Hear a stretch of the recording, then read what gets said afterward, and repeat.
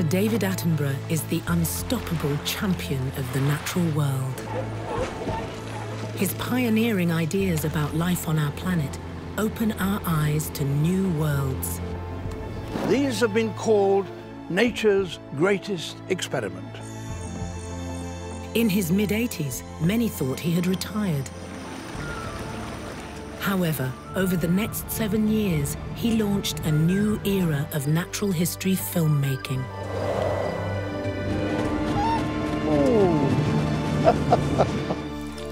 He revisited iconic locations across the globe.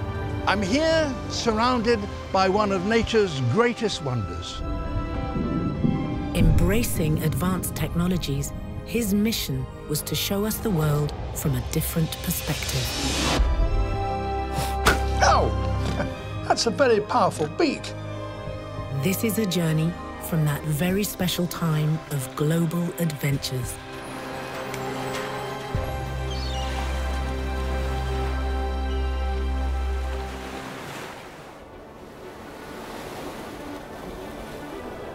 Oceans cover almost 3/4 of our planet. It's a world which reveals an astonishing diversity of life.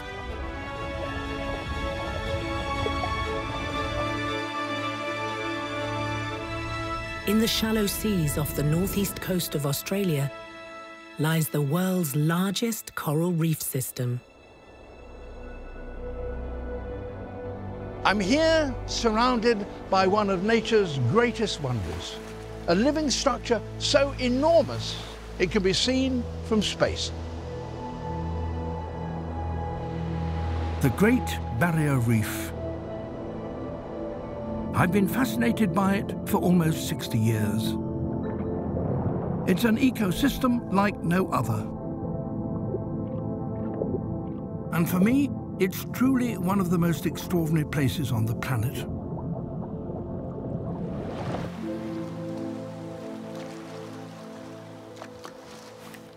Coral reefs are surprisingly noisy places.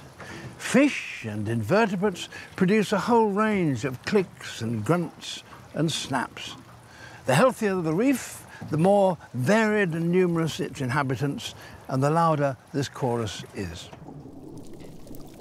We now know that fish, just like birds, vocalize most at dawn and dusk. Damselfish call to defend their territory.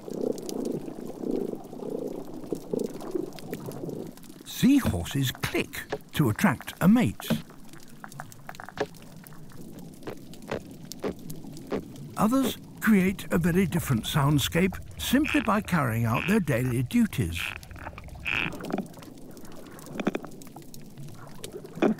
Parrotfish crunching through the hard coral are a constant on the reef. Fish perceive sound in 2 different ways. Many have internal ears, but underwater they can also feel sound as a vibration. The noise is a key indication that the community is in good shape. In fact, the louder the noise on a reef, the more inviting it is to newcomers. Newcomers like the young clownfish.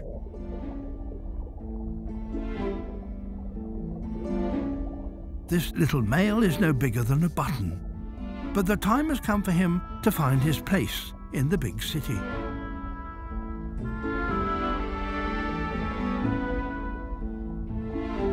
At this stage, his swimming abilities leave something to be desired.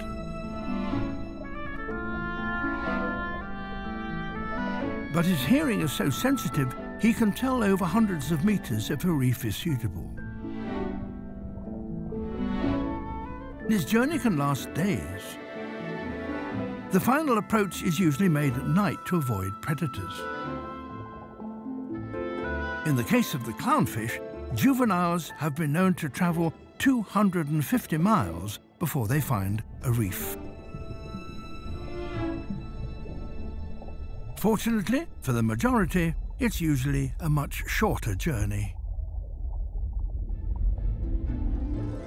While they rarely return to the particular anemone beside which they hatched, 60% find a new home on the same reef.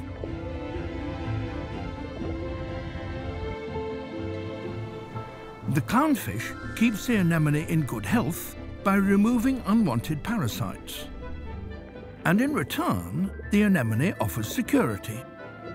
Its stinging cells ward off the sort of creatures which would otherwise threaten the clownfish.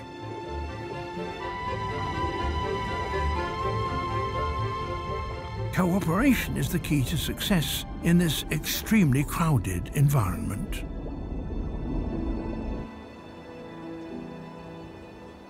Other residents, however, take a very different approach. Rather than share their home, they fiercely defend their territories. This is a mantis shrimp. There are many different species of mantis shrimp, but they all have one thing in common: superb vision. The 400-million-year-old visual system of the mantis shrimp is the most complex in the entire animal kingdom. Its eyes are mounted on two stalks, giving it independent vision, but whereas our eyes produce binocular vision, each one of theirs produces 3 different images.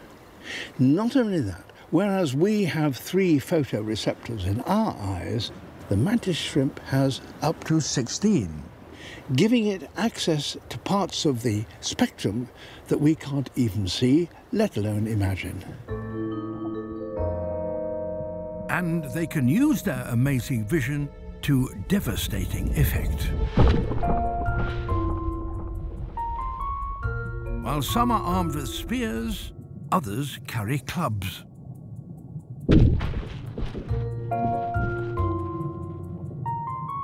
Many are champion boxers. They can deliver a punch that accelerates faster than a .22 caliber bullet.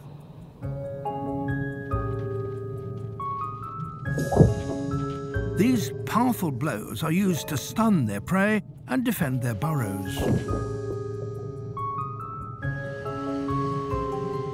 Mantis shrimps are one of the more house-proud residents on the reef. In fact, they're compulsive cleaners.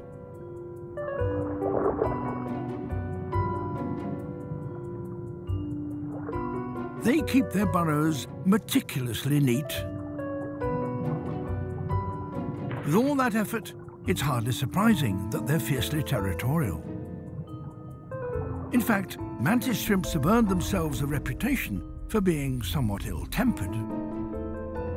The mantis shrimp is arguably one of the reef's most colourful characters and typifies the key to survival here.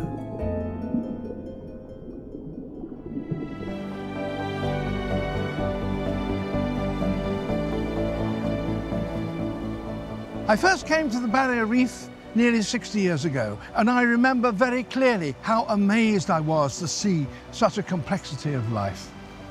But today, we have ways of looking at the reef, technical ways, which we never had before, and give us a completely new vision of this wonderful place, which is surely one of the greatest treasures of the natural world.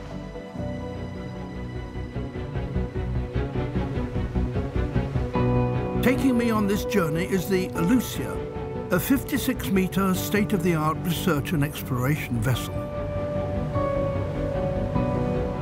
For this expedition, we've been granted unprecedented access to some of the most remote corners of the Great Barrier Reef.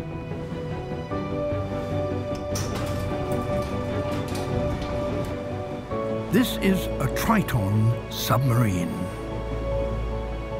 the very latest in submersible technology, and the first of its kind to be brought to these waters. There are still parts of the Great Barrier Reef that are virtually unexplored. But today, we have got remarkable new underwater vessels like this submersible that can take us to places where no unprotected human being could possibly go. What they will find down there, nobody knows. But I'm lucky enough to be one of those who's about to go down to find out. Our state-of-the-art submersible is going to take me to see these deep corals for myself.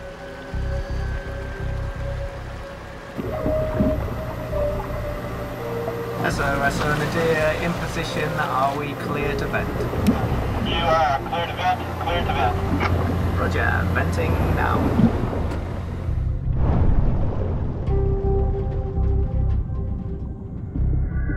Sinking beneath the waves is a very surreal experience.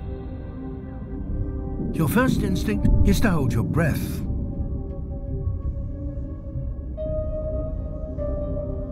We are descending into the twilight zone.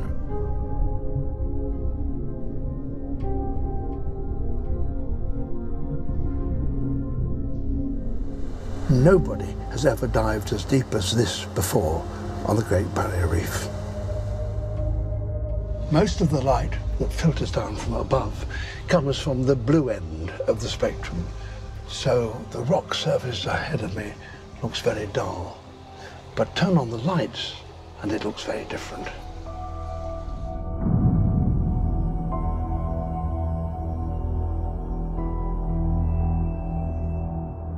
Despite their remoteness, these strange relatives of reef-building corals are still part of the Great Reef System.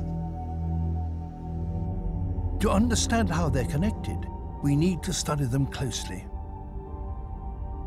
So this seems an excellent place to collect a sample.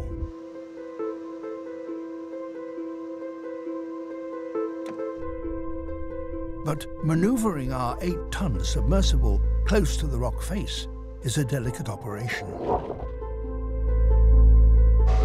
Oh, that's great.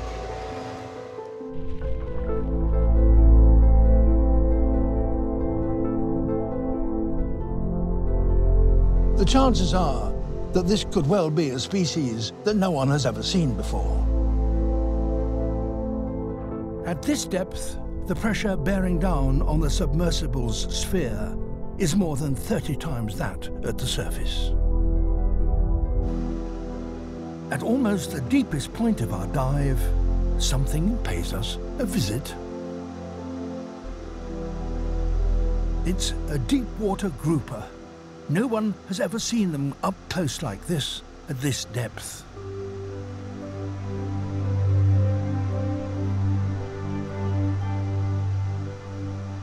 It appears to find the sub and its occupants fascinating. And he's big, this boy. He must be 4 or 5 feet long, couple of meters almost. Hello. Oh, God.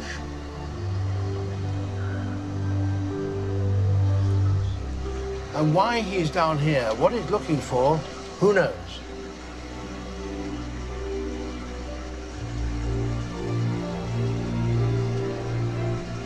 He's going up. So are we.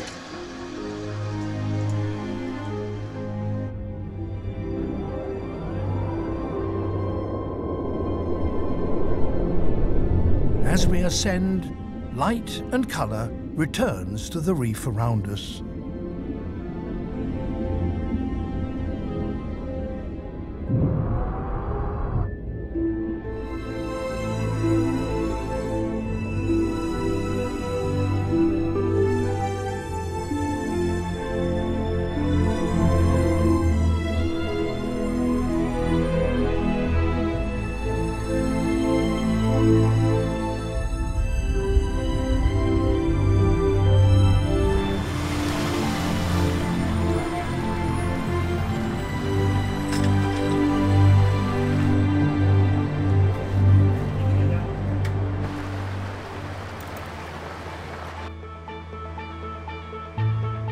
The world's most remote islands open a window into a world where nature remains undisturbed.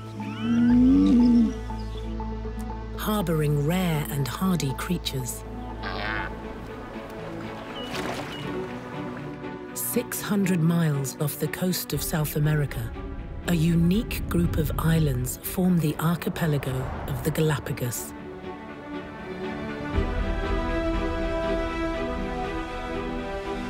In the vastness of the Pacific, there's a place unlike any other. Enchanted volcanic islands that are home to a remarkable collection of animals and plants. Here, evolution is proceeding with spectacular speed. In a lifetime spent making natural history films, I've been to many wonderful places, but none more extraordinary than here, the Galapagos Islands. These have been called nature's greatest experiment, for here life has evolved in isolation and produced some extraordinary results. This is Alcedo. Its vast crater is 4 miles across. And it has become a sanctuary for one of the island's most spectacular inhabitants. Giant tortoises.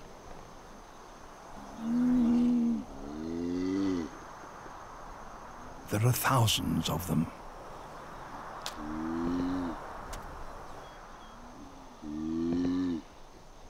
These are the extraordinary creatures that gave their name to the islands. Galapagos in Spanish means tortoise. And here in the pit of the volcano Alcedo, they've assembled in quite some numbers to wallow in the warm volcanic mud.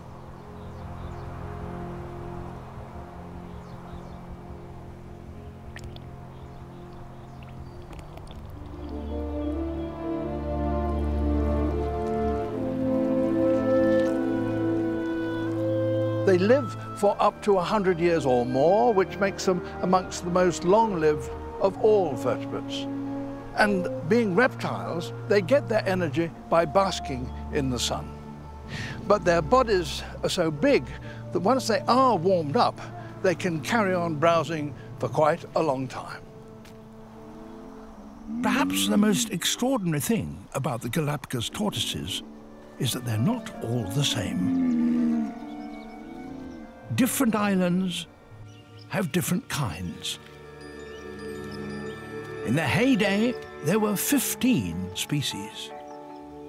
They seem to have appeared in an evolutionary blink of the eye.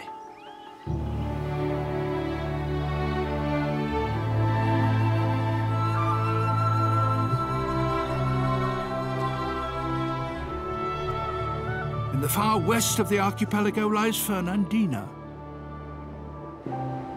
This is the youngest of the Galapagos Islands. It's forbiddingly desolate and inhospitable. But one animal has colonized its shoreline. This creature is a specialist at surviving in this harsh terrain. And in adapting to this place, it has become like no other animal on Earth. Behold, the marine iguana. The ancestors of these iguanas almost certainly lived in the jungles of Central America. There, still today, you can see iguanas in the trees overhanging the rivers, nibbling leaves, or on rafts of reeds. Just occasionally, some are swept out to sea, and the vast majority, of course, die there. But just a few, a long time ago, were fortunate enough to be swept by favourable currents out to the ocean and pitched up here. In their ancestral rainforest habitat, iguanas are vegetarians. Here, they browse on juicy leaves. But the iguanas that first appeared in the Galapagos could find no such things. So these iguanas, to survive, had to eat the only kind of leaf that was available: seaweed.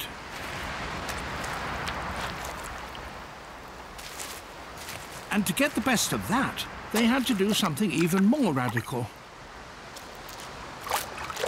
They had to swim.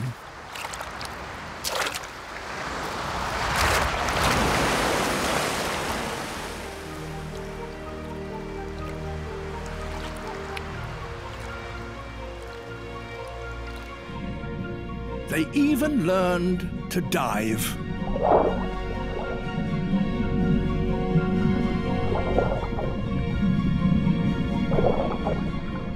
They acquired the ability to hold their breath for up to an hour, so that they could swim down to a depth of 20 meters. Their claws strengthened, so they could cling to the rocks on the seabed. And under the water, they found an endless supply of seaweed, which grew in abundance in the nutrient-rich currents that flow around the islands.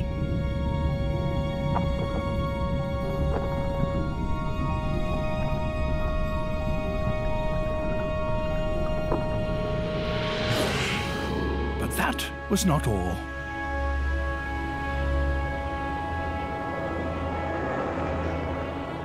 Their snouts became flatter to help them graze. And their teeth became sharper to grip the slippery seaweed.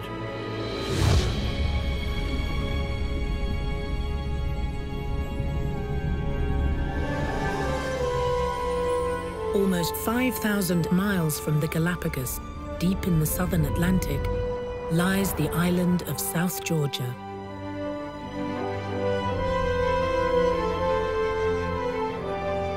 Far from any human settlement, this undisturbed shoreline is a haven for the hardy.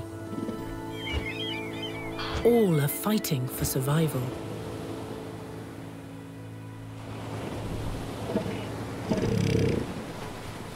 There is one animal here which dominates. This is the home of the penguins, king penguins.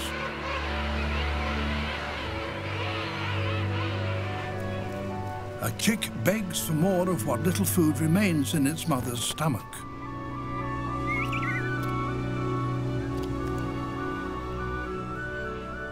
The mother can't carry on like this forever.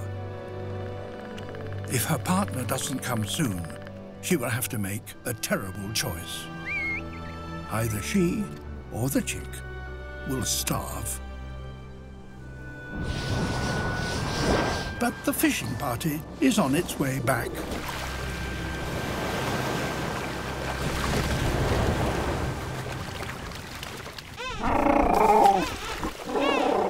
They've landed at the wrong end of the beach. All the king wants to do is to get back to his partner and feed his chick. But there is trouble. Elephant seals.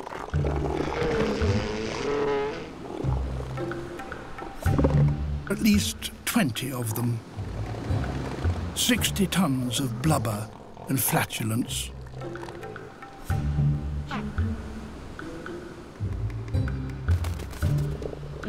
And they don't like being disturbed.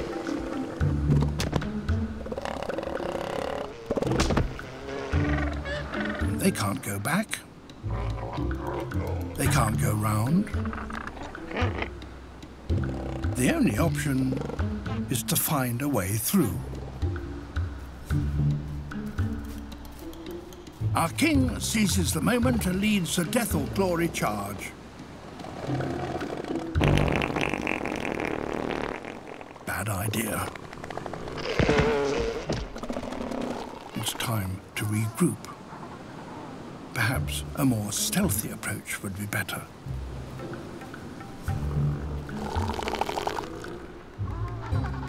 Not that way.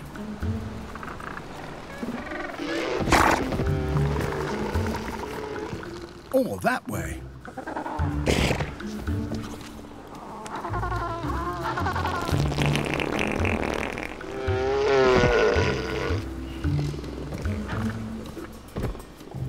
Our king spots his chance. He leads his cousins through.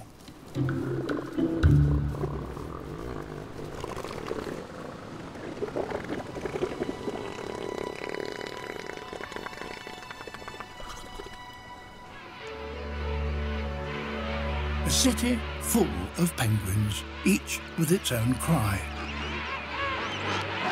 Despite this, our king can call right across them and still hear the answer he's hoping for.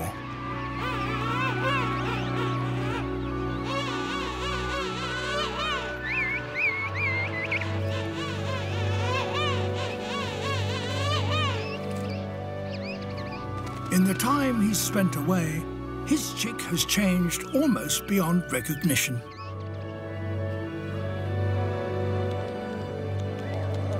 For the first time, he can take over.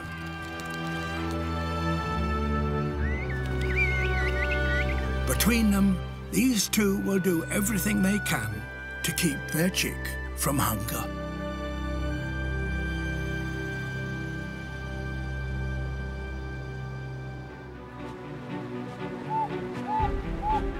Our skies hold evidence of a remarkable evolutionary story. Here, animals adapted to rise up from the surface of the Earth and spread across the planet. Flight is the natural world's soaring achievement. Clues to how the earliest flyers took to the skies can be found in the ancient rainforests of Borneo. We human beings are latecomers to the skies. And although we might think that we're now pretty good at it, the natural world, with the help of several million years of evolution, has produced a dazzling range of aeronauts whose talents are far beyond ours. The story of how animals managed to colonize the air is truly astonishing. First into the skies were insects. But after having had the skies to themselves for about 100 million years, a new group of animals took to the air. Vertebrates, creatures with backbones. I am being winched up into one of the tallest trees here, in search of a creature that can give us a hint of how backboned animals first took to the air.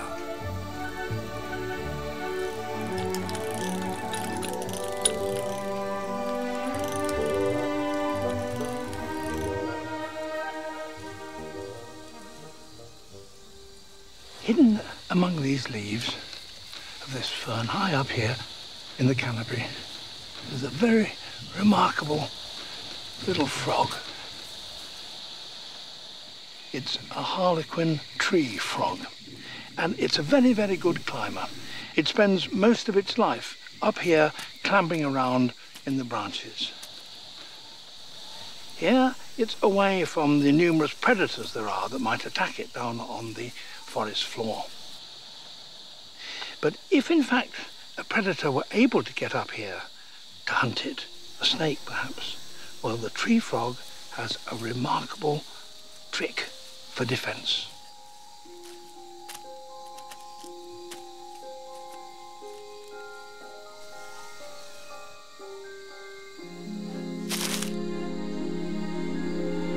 It glides. It has membranes between greatly elongated toes, so that each foot becomes a parachute which slows the frog's descent and so enables it to make a relatively safe landing.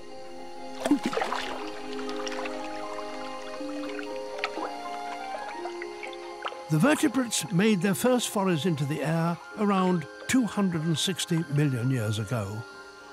And it's very likely that some of these pioneers used skinny membranes to control their falls in much the same way as this little frog does.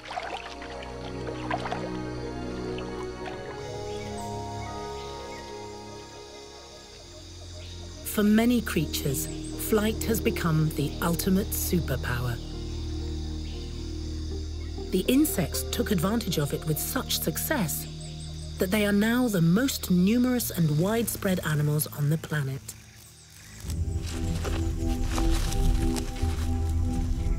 Emerging from beneath the ground, where it has lived and fed as a larva, is a beetle, one of the biggest in the world. The Atlas beetle.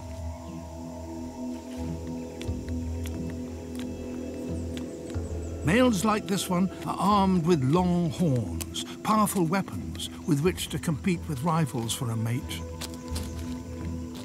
It now spends most of its time above the ground, barging its way through the undergrowth where it feeds on tree sap and fallen fruit. This hefty, powerful creature may not look as if it could fly, but it can. At key moments in its life, it takes to the air to look for new sources of food and, of course, a female.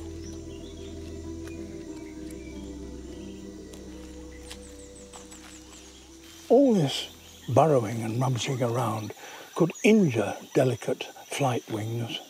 So beetles have hardened the front pair to form this pair of protective covers. And the delicate flight pair are stowed away in safety underneath.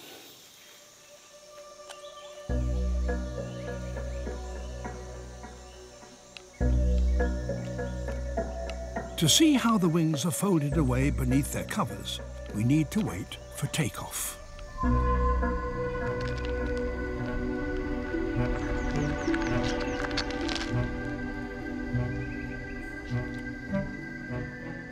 As it flaps, sprung hinges click open and the wings are stretched to their full size.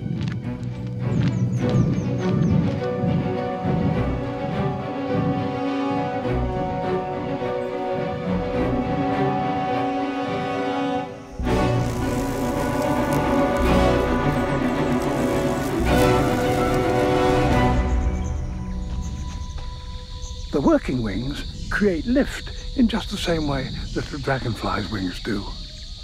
And the front wings, which have now become covers, are held out to the side. And their shape does give a little extra lift. But it's clear that this is really rather a clumsy flyer.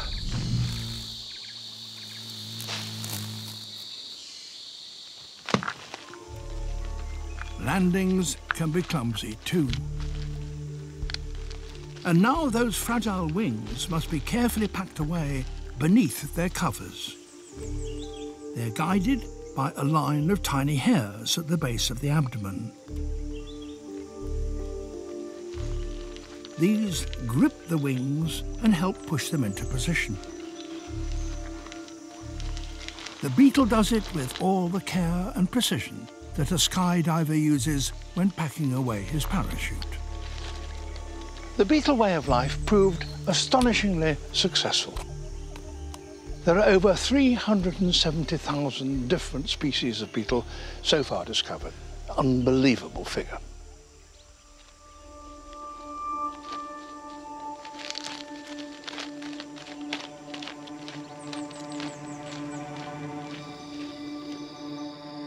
Over 100 million years after the insects, the birds took to the skies, dazzling the natural world with their extraordinary skill as aerial acrobats and stealthy hunters. Crossing oceans and continents to conquer every landscape on Earth, even the skies above man-made urban jungles. To watch a bird that has evolved into one of the world's most skillful hunters, I've come to Rome. There's a bird that flies over these roofs that finds its prey not on the ground, but in the air. And it owes its success to its speed. In fact, it's said to be the fastest moving animal on Earth, the peregrine. Peregrines hunt other birds. Many different kinds of birds now live in cities, attracted by the food and shelter that is so easily found here. And a tall building like this is an ideal lookout for a hunter.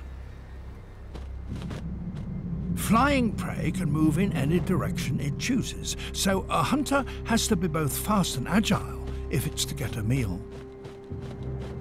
And speed is crucial to a peregrine's success. It also has acute vision that enables it to spot prey over a mile away.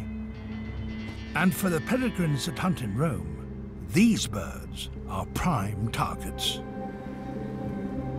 Starlings. They too are fast flyers, and their smaller size makes them even more maneuverable.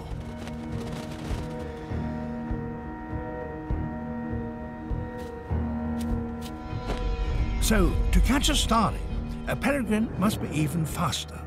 And in order to gain speed and surprise, it attacks from above. First, it climbs.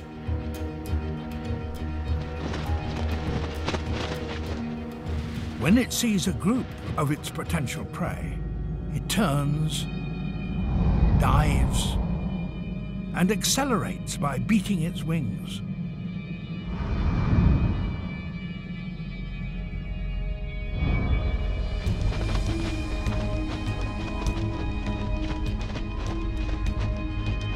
The starlings are still unaware of the danger hurtling towards them.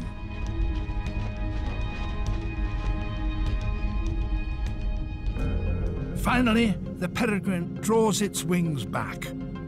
This is called the stoop, a superb streamlined shape that slices through the air. Now it can reach speeds of over 200 miles an hour. As it nears its target, it opens its wings to slow its descent and makes its final lunge.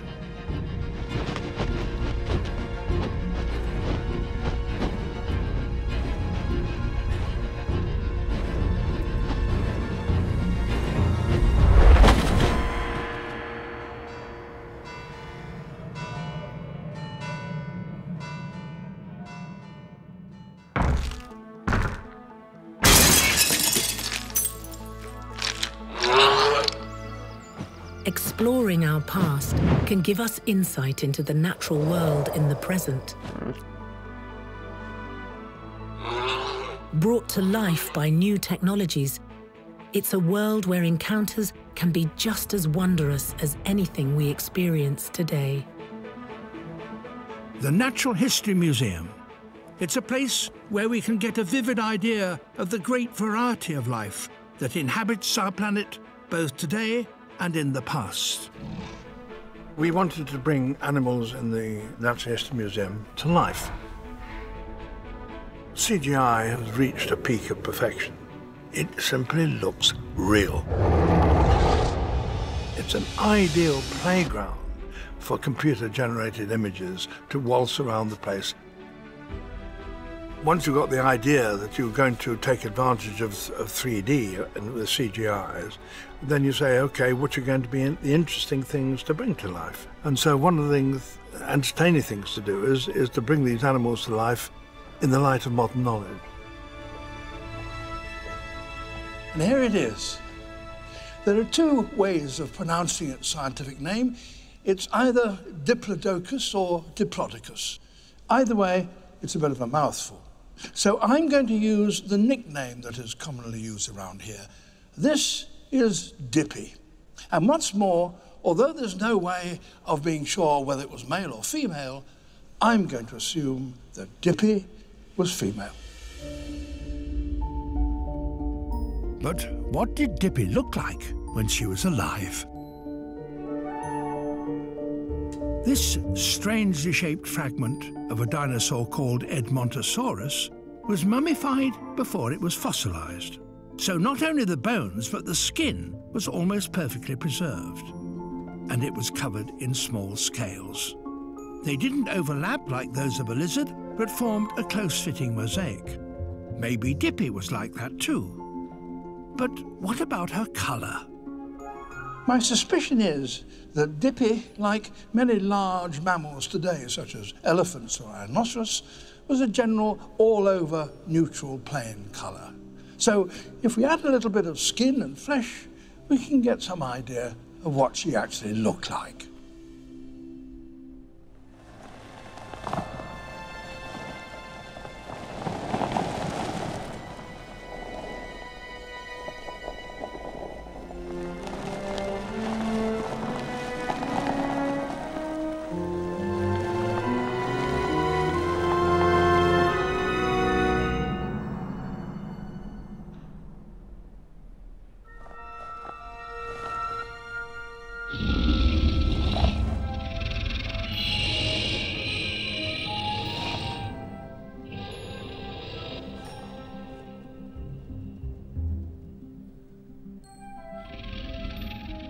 So now, after 150 million years, we've got a pretty good idea of what Dippy looked like. But how did she behave?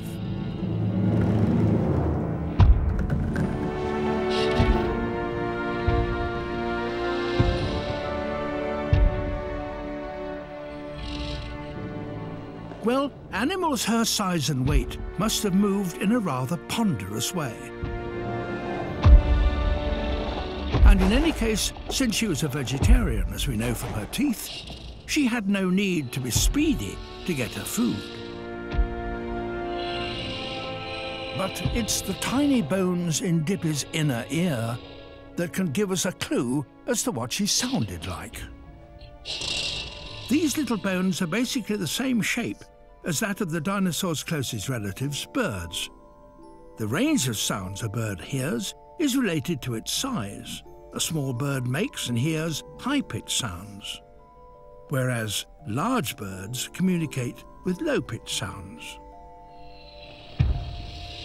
So huge Dippy, with her inner ear bones shaped like those of a bird, could probably hear very low-pitched frequencies of sound. And she could probably make them, too.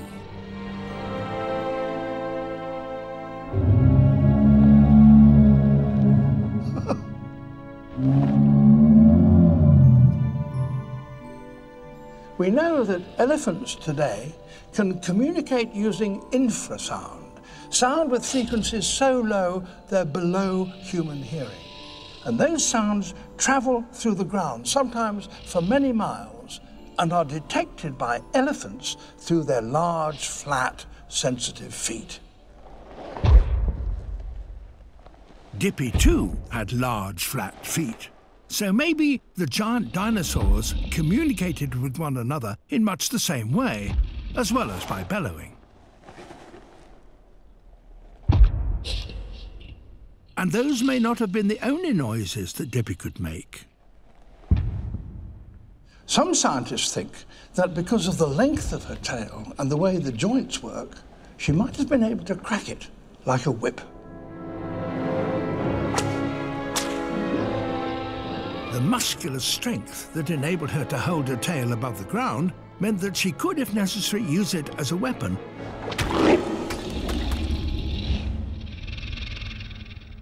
Her tail would have helped to balance her long, heavy neck. But why was that so long? It used to be thought that she lived in rivers and needed her neck to break the surface in order to breathe. But that can't have been true, because if her body was submerged, the pressure of the water would have crushed her lungs. The most likely explanation seems to be that her huge neck helped her reach vast quantities of leaves. Sweeping it from side to side, she could cover a larger grazing area. She could also push her head between forest trees to reach ferns and other ground vegetation. But in order to reach the highest, most succulent leaves in the forest, it seems likely that Dippy would have reared up on her hind legs. Come on, Dippy. Breakfast. Come on.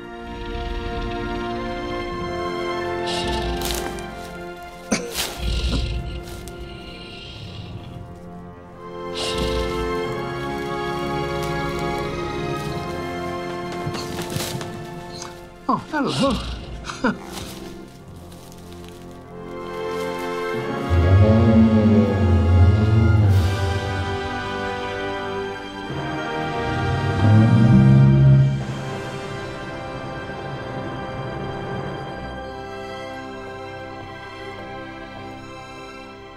This poor old bird is a dodo.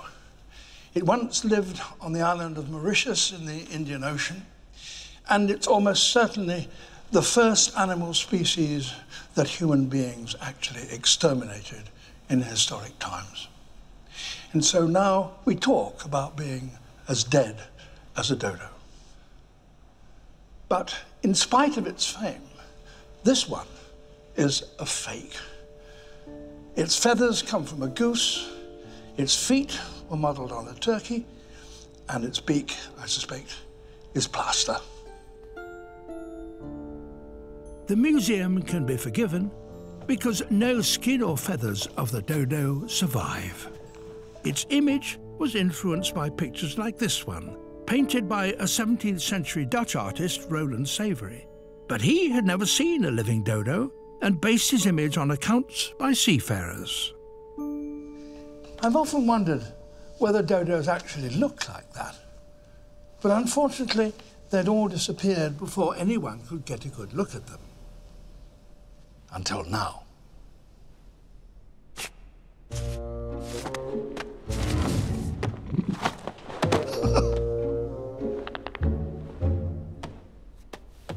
This funny, dumpy creature is how the bird is usually represented these days.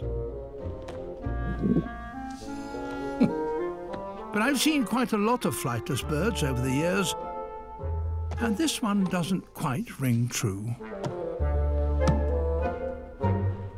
An examination of the way its thighs join its pelvis has shown that in life it actually stood much more upright.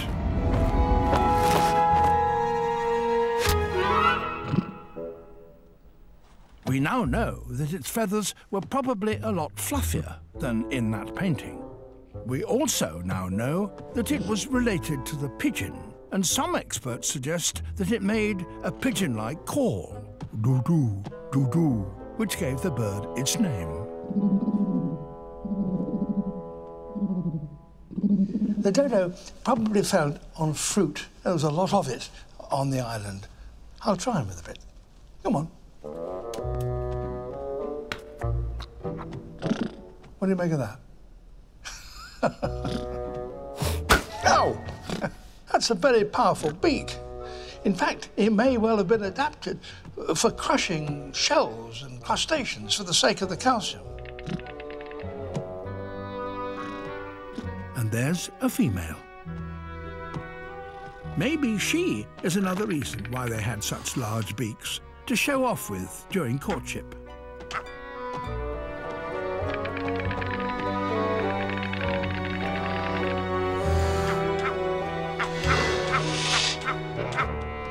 And here comes a rival male.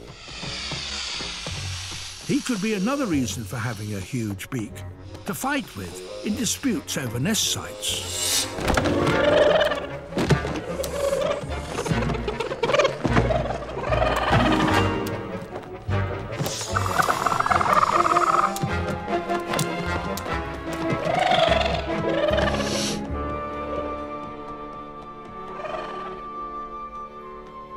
Until now, no one has ever seen a dodo egg, so no one knows how big it was.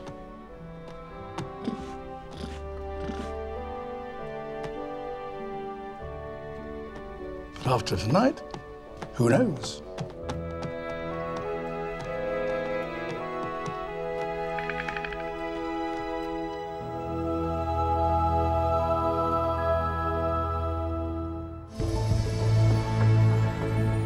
David Attenborough has been uncovering stories about the natural world for more than 60 years. His explorations of life on our planet have opened our eyes to the marvels of nature. It's a wonderful place to see wildlife. In his mid-80s, many thought he had retired. However, over the next 7 years, he launched a new era of natural history filmmaking.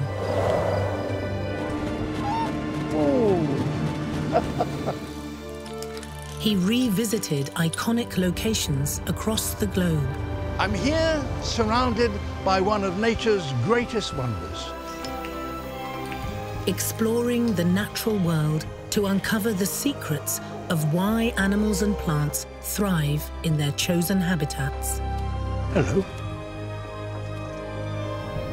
This series follows a journey from that very special time of global adventures.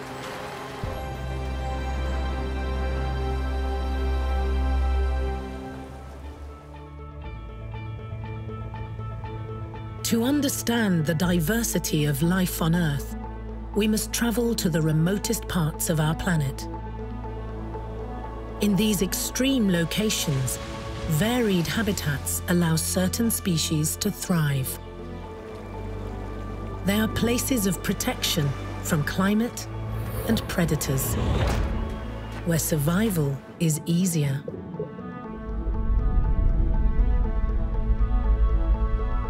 Australia's Great Barrier Reef is one of the most unique natural environments on the planet, attracting creatures in search of sanctuary from the wilderness of the open ocean.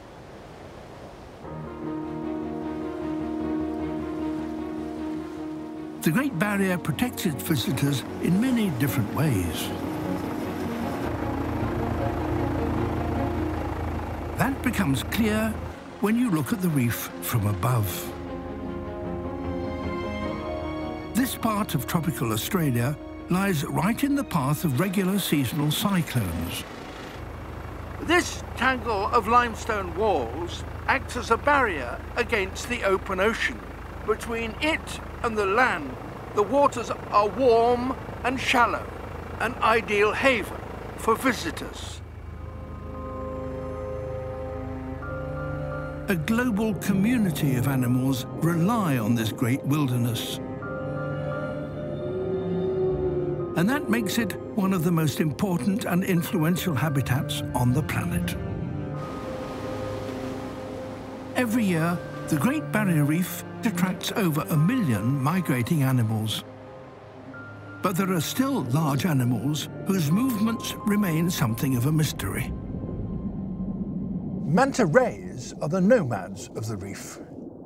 They're huge creatures. They can measure 15 feet, 5 meters across, and weigh almost 1.5 tons. They come to the reef to feed on plankton, but they also use it as a sanctuary where they can breed or get a good clean. Mantas have travelled hundreds of miles up the eastern coast of Australia to get here.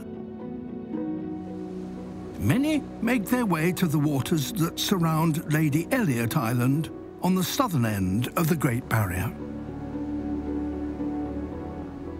For the visiting manta rays, this is a paradise.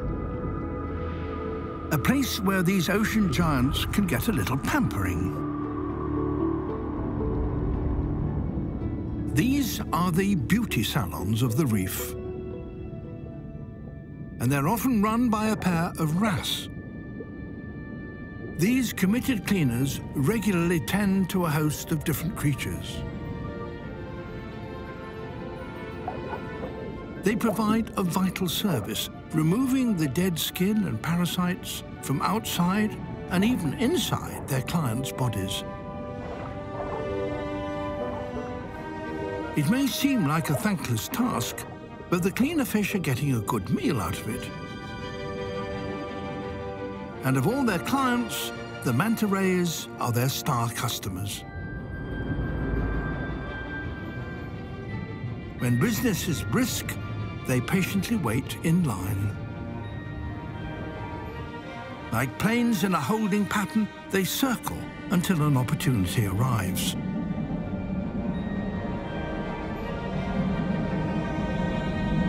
When it's their turn, the manta rays surrender themselves completely. Within seconds, a host of fish rush to their side. Manta rays are rarely left waiting for long. Each fish tends to a very specific part of the manta's body, and the cleaning can last a full hour.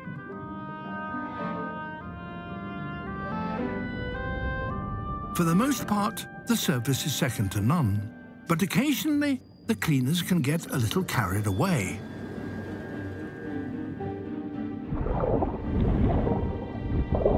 A female wrasse has taken a nibble out of the manta ray's flesh. She's broken the rules, and there's a price to pay. Her partner chases after her. It's the cleaner fish equivalent of a stern telling off. Scientists believe males do this to protect future business. If the bite is a one-off, the manta ray will return. But research has shown that if it happens too often, the pair risks driving regular visitors away. Fortunately, it seems her indiscretion hasn't put their client off.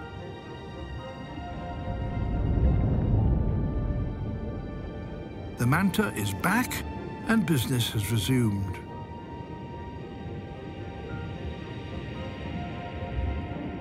For the visiting mantas, the Great Barrier Reef really is a sanctuary. Here, this ocean giant is properly protected.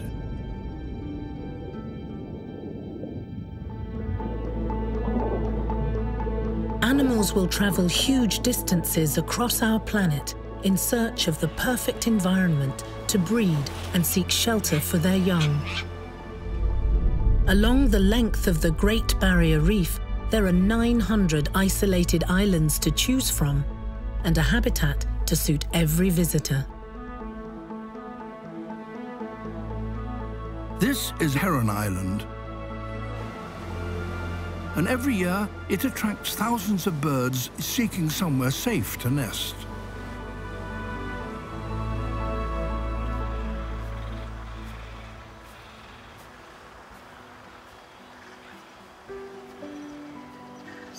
The warm waters of the Barrier Reef are full of fish, full of food as far as birds are concerned. So there are immense numbers of seabirds throughout the year on the reef. But the moment comes in the year when in fact a bird has to lay, and to do that, it has to go onto land. And the number of sites where they can build a nest are very limited.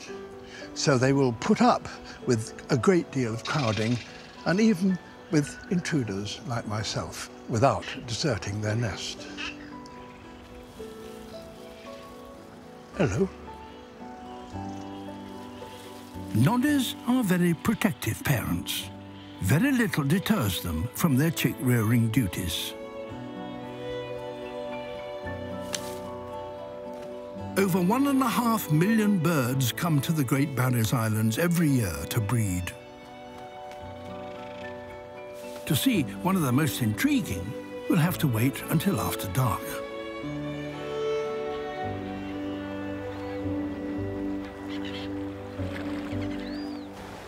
The first indication that this secretive character has arrived is its rather unusual song. The old sailors used to call it the ghost bird because of its extraordinary call, more properly known as the wedge-tailed shearwater. The bird's haunting calls guide me to their breeding grounds.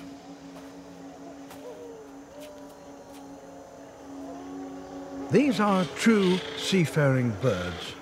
Out at sea when they're feeding, they are very expert at flying just above the surface or indeed swimming on the surface, catching their fish. But when they come into land, well, they have to come in the dark for a start, and their landing is sometimes not very expert. Night vision cameras probably give us better pictures of their landing ground than they seem to have. These birds have travelled an extraordinary 4,000 miles to get here. After spending months feeding at sea, they've had to come to land in order to breed. Once paired, they're devoted couples, and both male and female share the tasks of parenthood. Even though there are trees here, the shearwaters prefer to make their nests underground. At the bottom of the nest hole, their 3-week-old chick is waiting for its next meal.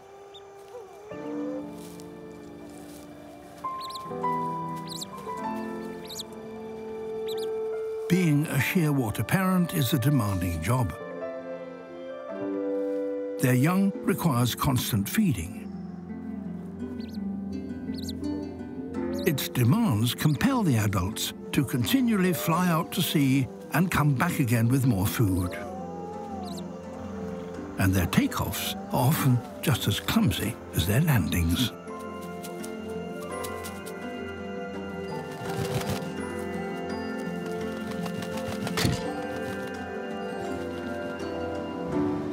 Fortunately for their nestlings, there's no shortage of fish in the summer months. In the waters just beyond Heron Island, there's a rich, swirling current known as the Capricorn Eddy. As it spins clockwise, it pulls up cool waters from below, which bring rich nutrients to the surface. That fuels the growth of huge blooms of tiny marine creatures, plankton, the foundation of the entire marine food web. So this part of the reef is particularly rich with fish, vital food for the hungry young. By choosing Heron Island as a nesting ground, the birds can give their nestlings the best possible start in life.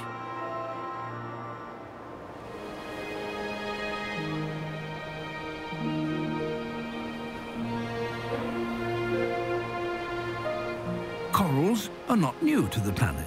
They've been around for at least 500 million years. The new reefs provided homes for thousands of animals. And very quickly, a whole new community began to establish itself. Today, the Great Barrier Reef has one of the most diverse communities of animals on the planet.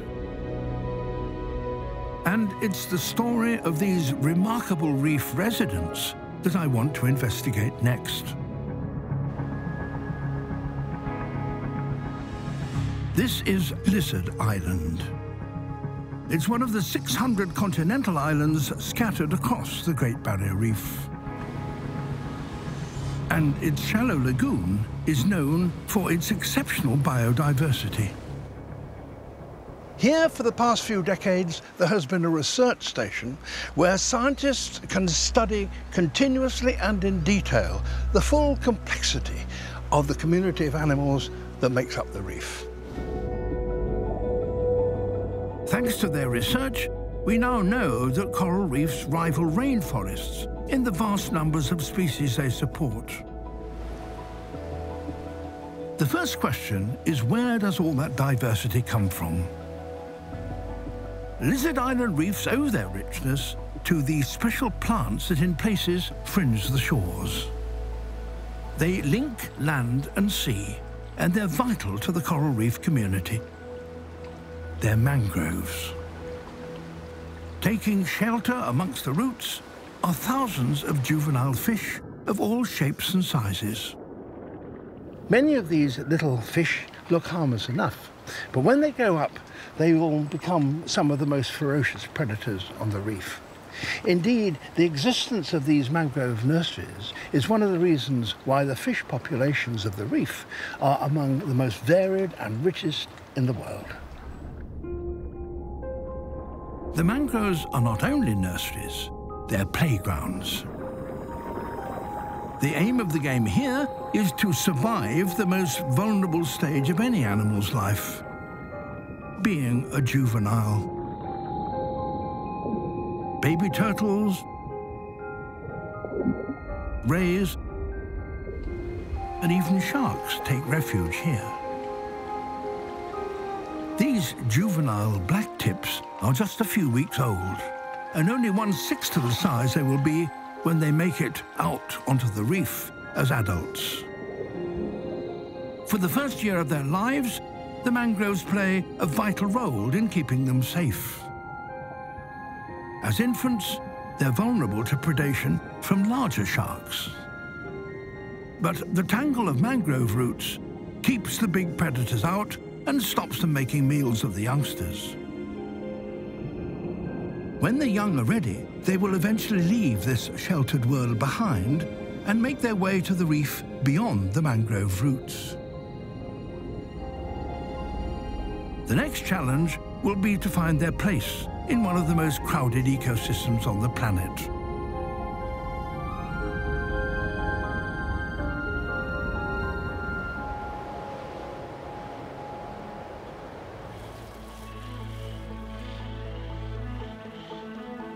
All over the world, there are creatures which adapt to their surroundings to make a home that keeps them safe.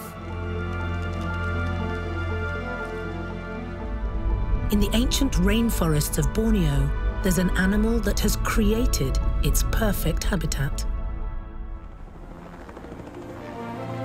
It's achieved this by developing a remarkable ability. The creatures I'm looking for find their food not by sight or smell, but by using a very different and highly advanced guidance system. One way to find them is to search for their ideal home. A place like that deep black cave beneath me. This is Gomantong. The cave is a vast network of underground tunnels and cathedral-sized caverns. It was carved out by streams of water over millions of years. And now it's home to a remarkable community of cave-dwelling specialists. High on the rocky cave ceiling above me, hidden in the darkness, there are vast numbers of bats. You can get some idea of how many there must be because of this huge dune behind me. That's formed of their droppings. Some people think there are 1 million bats up here in this cave. It's impossible to see them in the gloom. But special night vision cameras can reveal them. Densely packed crowds hanging from the ceiling. Their tiny eyes are adapted to low light, but they cannot penetrate the blackness. Millions of years ago, however, these bats evolved an extraordinary guidance system known as echolocation, or sonar.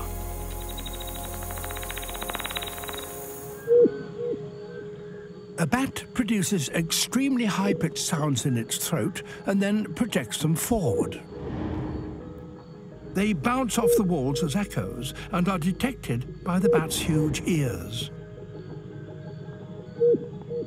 These are in constant movement and enable the bat to map its surroundings with remarkable precision.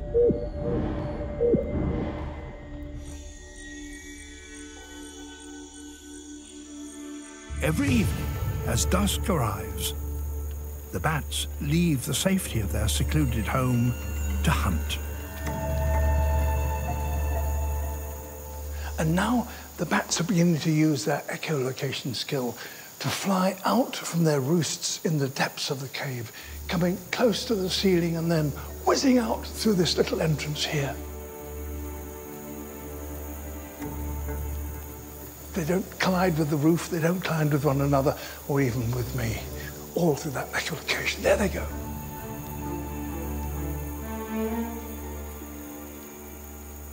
But this is just a trickle. The main exodus is taking place up a chimney that's deeper in the cave. I'm being hauled up 200 feet into the funnel, which serves as one of the cave's main exits. To watch close up the way the bats achieve their million-strong mass departure. At the top, there is a gaping hole. And now the bats are preparing to leave. They've assembled in a relatively small chamber close to the exit and are flying round and round in a great swirling crowd, waiting for daylight to fade. And now, off they go.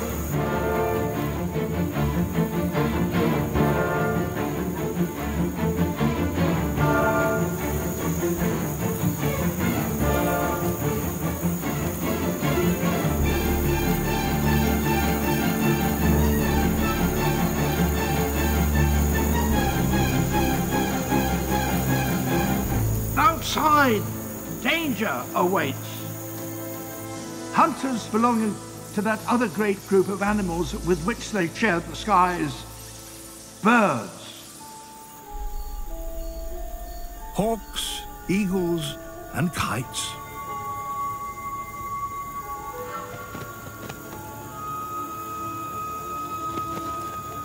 They are why the bats were reluctant to leave, and why they now do so in one continuous torrent. There is safety in numbers. But some will pay the price.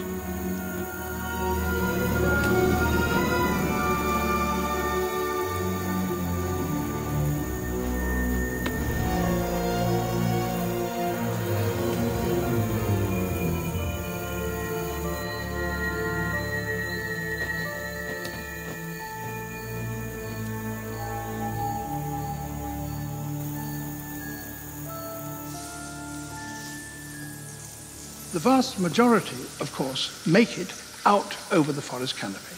And there they can use that skill of echolocation to find food.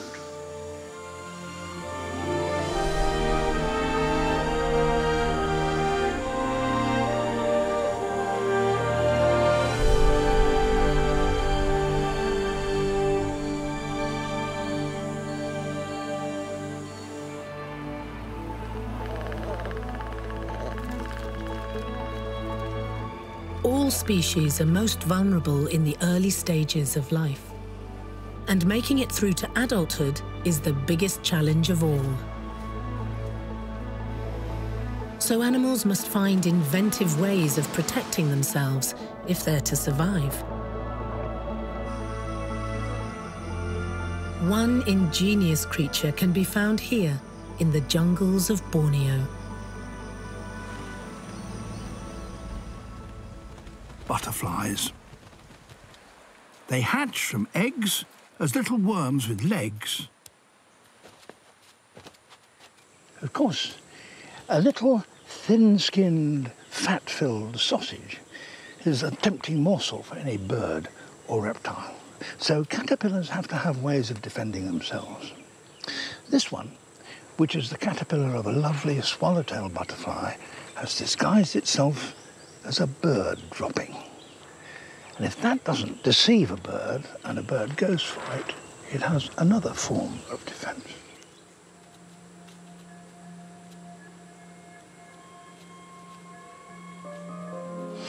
It's emitted a rather unpleasant smell as well.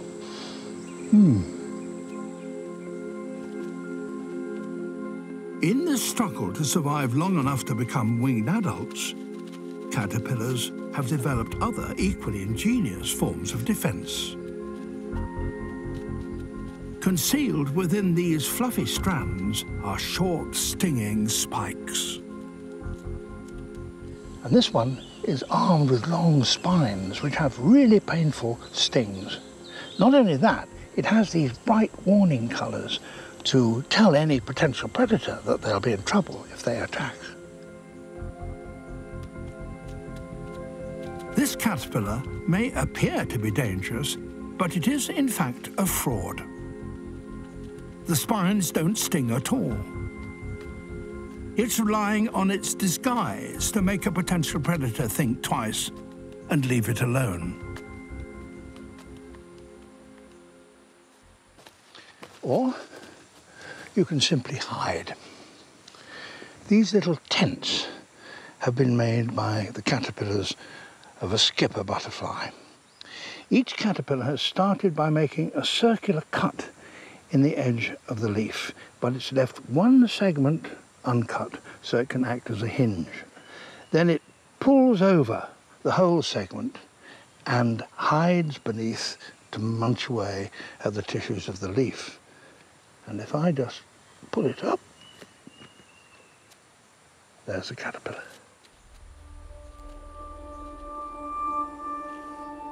Caterpillars that survive this hazardous stage can now build their wings and turn into adults. They undergo a truly radical transformation. A caterpillar first surrounds itself with a protective shell to act as a sort of changing room, within which it dismantles and then completely reconstructs its body. After around 10 days, it emerges as a butterfly. Now fluid pumps along veins in the wings to stretch them out to their full size. And then it is ready to fly.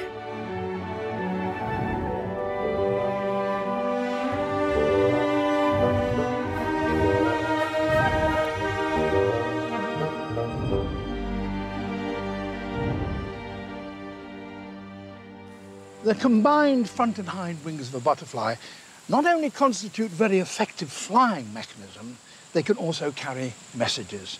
In fact, they carry some of the loveliest advertisements in the whole of the animal kingdom.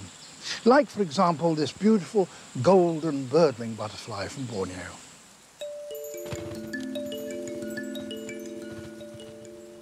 The butterfly's huge wings provide a spacious canvas on which to display fantastically elaborate designs. So how are these flying advertisements created? The secret lies in the microscopic structure of the wing's surface.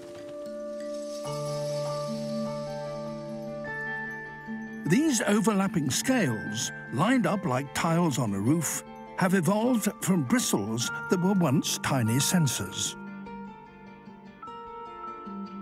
Some contain tiny packets of pigment that give the wings colour.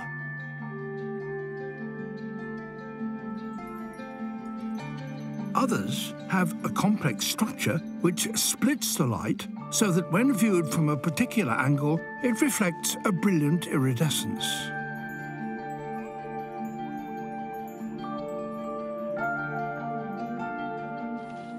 There are over 18,000 species of butterfly around the world, and each has wings with their own distinctive design. These ravishing colours and delectable patterns, of course, enable a male butterfly and a female butterfly to know whether or not they belong to the same species. And a mature adult, ready to mate, can identify a suitable partner from surprising distances. When a male and female eventually meet, they flutter around each other in a ritual dance.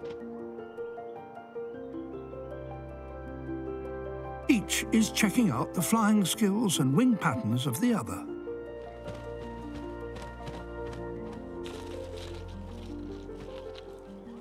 If both pass the test, they mate.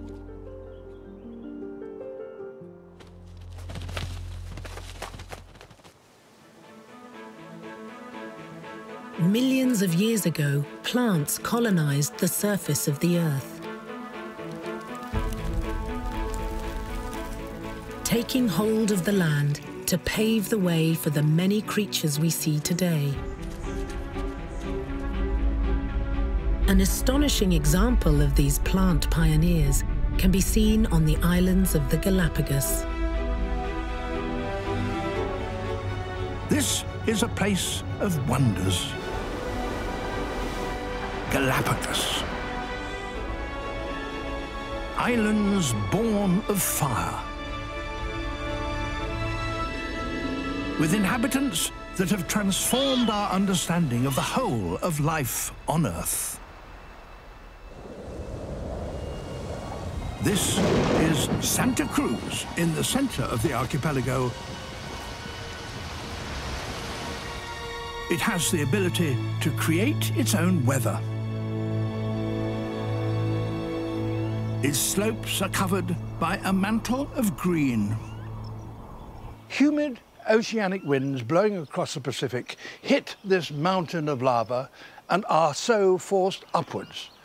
That cools them so that they can no longer hold their load of moisture, and it condenses as mist and rain, and that allows plants to thrive. This might seem to be a forest of giant trees supporting a rich population of animals of all kinds. But this being Galapagos, this forest is different. These plants are not true trees. Fate placed these islands in a unique spot on this planet. They lie plumb on the equator, with its year-long warmth and sunshine. But perhaps more importantly, they also lie at the crossroads between two competing winds. The southeast trade winds blow up from South America, and the northeast trades come down from the Caribbean and Central America. These two winds are the lifeblood of the Galapagos. They carried the earliest settlers to the emerging volcanic islands. Seeds falling from trees in South and Central America were blown across hundreds of miles of ocean. Most were lost at sea. Of those few that reached the islands, many fell on sterile, baking hot rocks, but just a few were luckier. This extraordinary species is related to dandelions, and it's found a way to grow where there is neither soil nor rain. A wind-blown seed arrives and drops in a crevice in the lava. Moisture collects and causes it to germinate. With its tiny leaves, it manages to collect more moisture and the infinitesimal quantities of nutrients that moisture from the skies might contain. Some of these leaves may look dead, and indeed they are. The plant is deliberately shedding them. It's ensuring that nothing it produces is wasted. It's creating its own soil. And eventually, after 80 to 100 years, it produced this, Scalacia, which seems to grow straight out of naked rock. Without competition from other trees, Scalacia grew big. This, you could say, is a forest of giant dandelions. There's no groundwater in these thin volcanic soils, but the Scalacia trees are tall enough to collect moisture from the skies, from clouds and from mist. And that is sufficient to sustain a whole community of plants and animals. It's become the host for a community that could not exist without it. Because Scalacia performs a conjuring trick that gives life to the rest of the forest.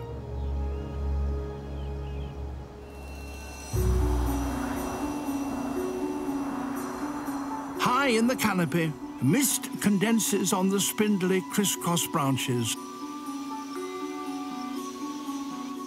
Water trickles down their woody trunks. Ferns root themselves in the damp moss that clings to their bark.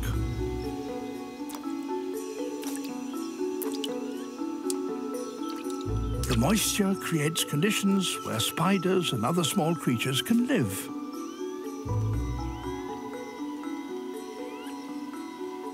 And on the forest floor, pools appear.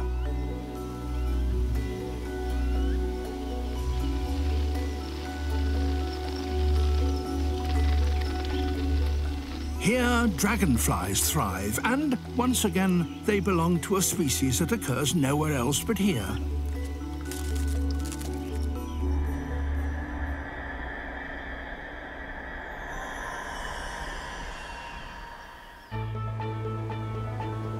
As islands mature, their habitats change. Landscapes weather, rocks erode, and beaches emerge. On the island of Hispaniola, the ocean has carved out a sandy coastline.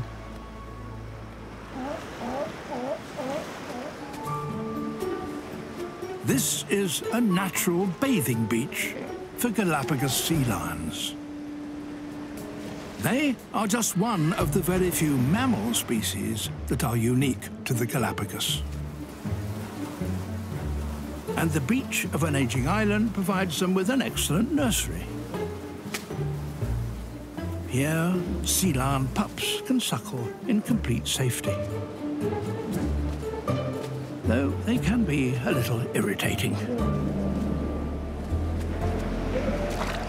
And in a protected cove close by the beach, parents can teach their youngsters to swim.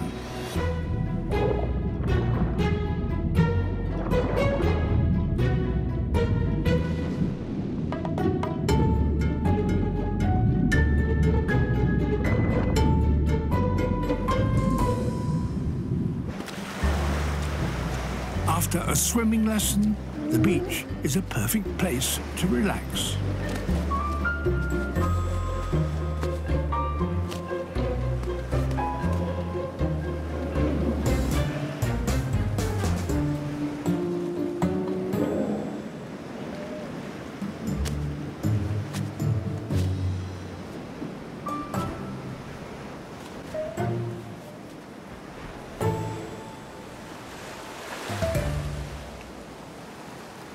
Sea lions seem to have an idyllic life, but there is just one irritant: flies.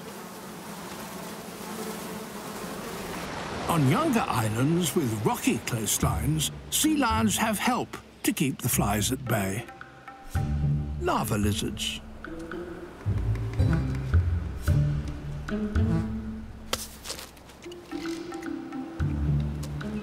But on the sandy beaches of Hispaniola, the lava lizards are nowhere to be seen. They prefer the nearby rocks, which are warmer. So here, the sea lions must deal with the fly problem by themselves.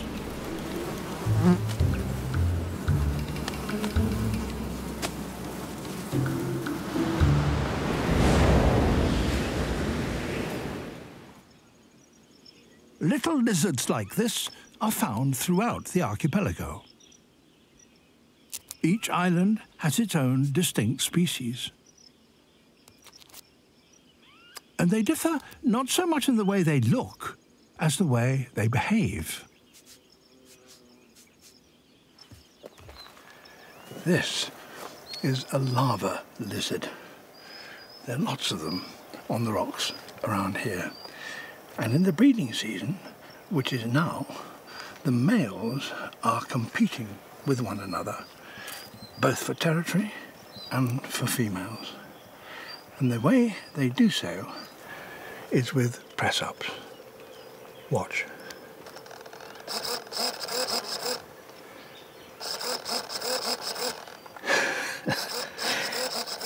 Actually, this is a model that is used by scientists to investigate the way in which these lizards communicate with one another. Let's see how he gets on.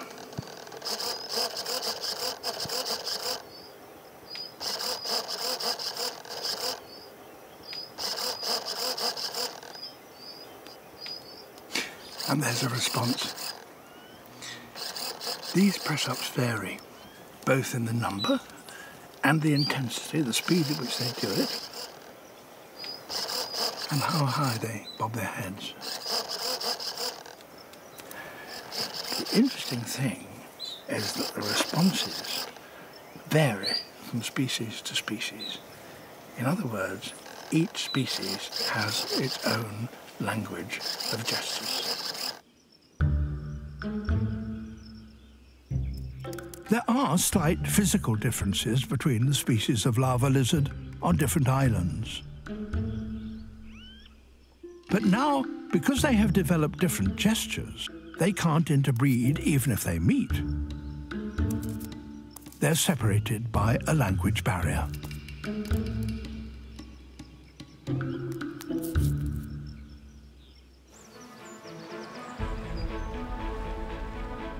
Millions of years before humans inhabited the Earth, strange creatures dominated.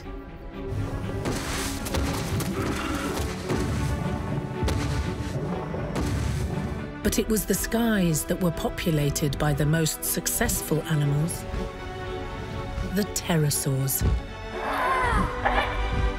Today, along our coastlines, there are still traces of how these extraordinary animals survived. Birds today are the masters of the skies, but they were not the first creatures to fly. This prehistoric creature is called Tapejara. It had a simply enormous head crest. Swans and geese today sometimes lift their wings to catch gusts of air, a behavior called goose winging. So perhaps Tapejara did something similar. But big head crests had a much more likely function. There are clues of what that might be in animals alive today. Like this colony of gannets on Bass Rock off the coast of Scotland.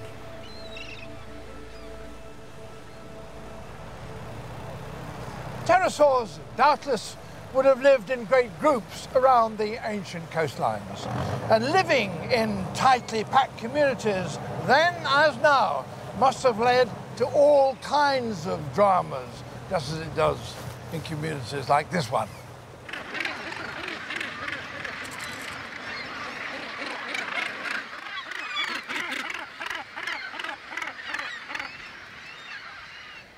Gannets nesting close to one another squabble with their neighbours over food and territory.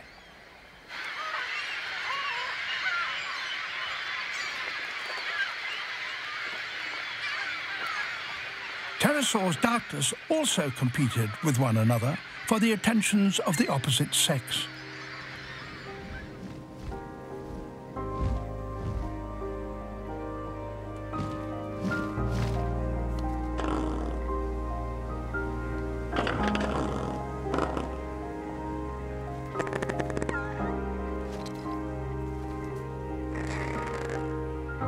Perhaps Tapehara used its huge head crest in displays to its mate during the breeding season, and indulged in the same sort of strutting performances that so many birds do today.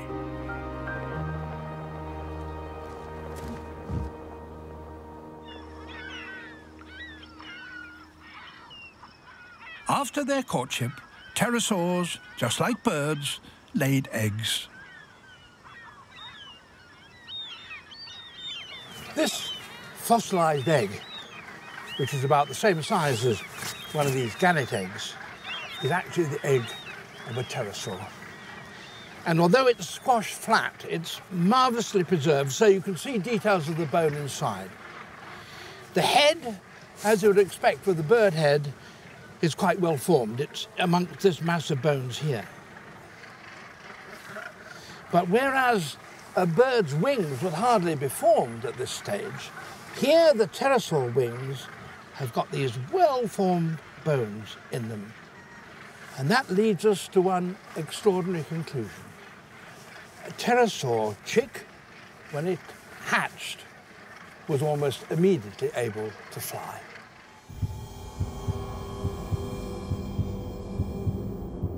The bones of the pterosaur embryo reveal another extraordinary fact. They develop in a way quite different from birds.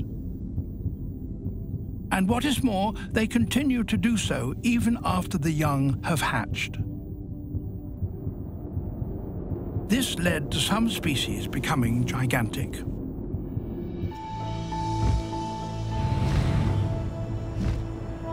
This was Quetzalcoatlus. It lived 70 million years ago during the Cretaceous period.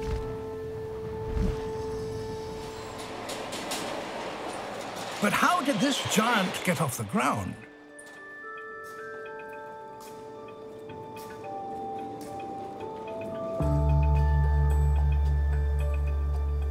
A modern glider is about the same size as that giant pterosaur.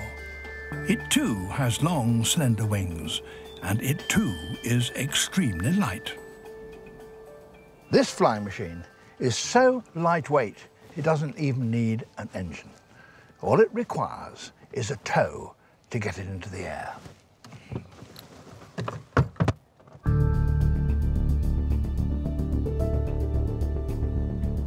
This is the nearest I will ever get to experiencing the magic of Quetzalcoatlus in flight.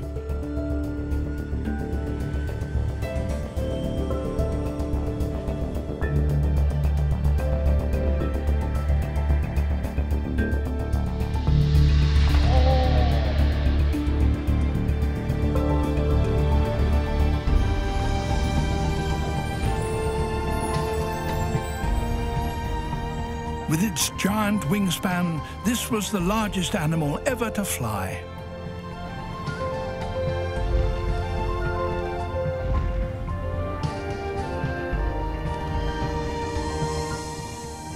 Quetzalcoatlus kept its wing beats to a minimum.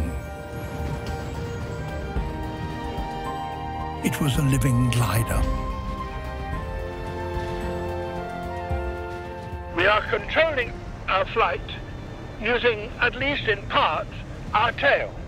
However, whereas powered aeroplanes have tails and birds have tails, advanced pterosaurs like Quetzalcoatlus didn't have a tail. So steering must have been much more difficult and would have required very considerable brain power. But there was, people think, a payoff to that, because without a tail, Quetzalcoatlus was even more maneuverable than we are in this.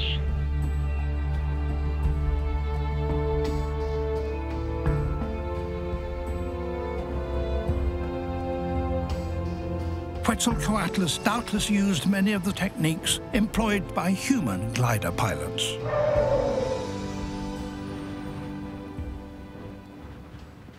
To maintain our height, we need to find a thermal. Those columns of warm air that rise from patches of the landscape that heat well in the sun, like patches of rock. You can tell where they are because white fluffy clouds form at the top of them. And there's one over there, and we're going to have to get to it if we're going to maintain our height.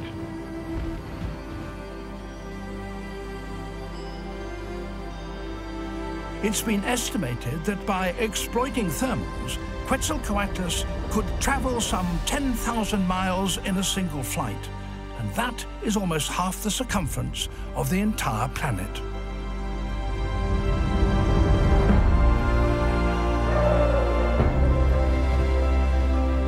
It might even be that, like some eagles today, these flying giants undertook long migratory journeys every year.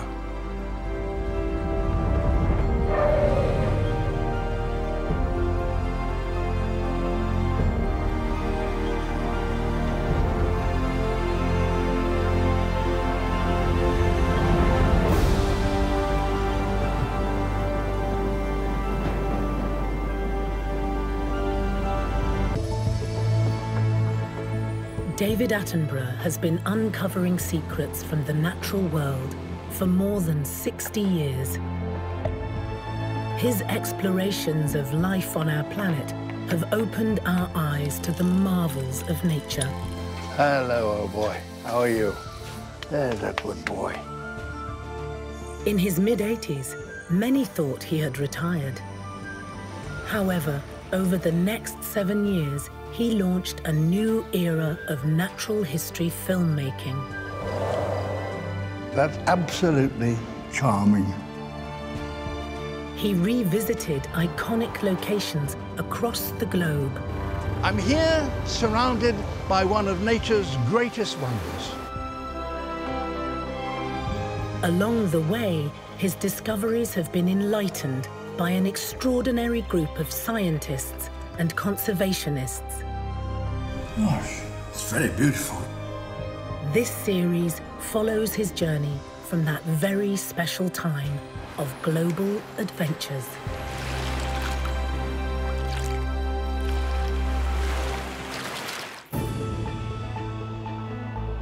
To understand the diversity of life on our planet, we must travel across continents to explore unique environments.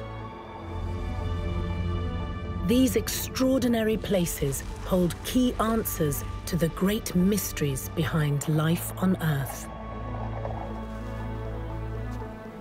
By learning how animals have adapted to survive over time, we can find ways to protect their future. The spectacular landscapes of Asia hold the most remarkable clues as to how ancient animals first walked on the surface of the Earth.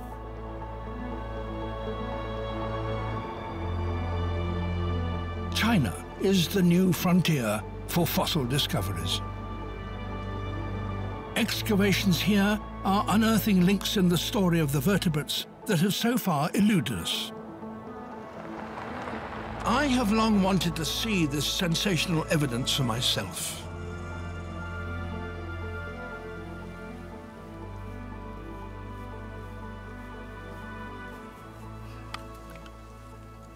This area of southern China is known as the Lufeng Basin.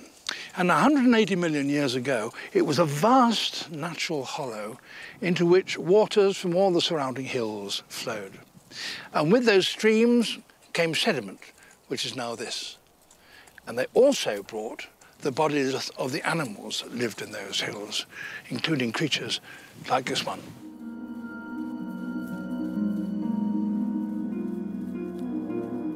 Excavators have uncovered hundreds of specimens like this one in the surrounding countryside.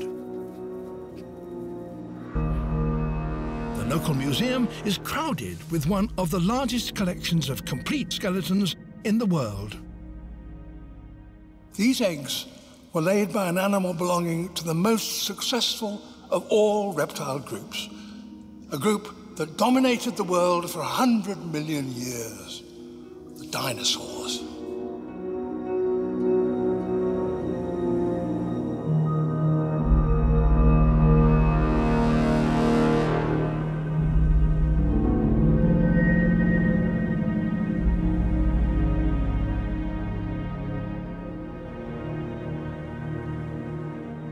More than 150 different species of dinosaur have been found in the rocks of China alone, and over 1,000 worldwide.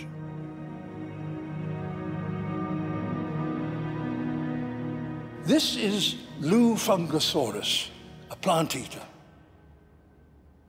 The early reptiles had legs which splayed out from either side of the body and left the body very close to the ground.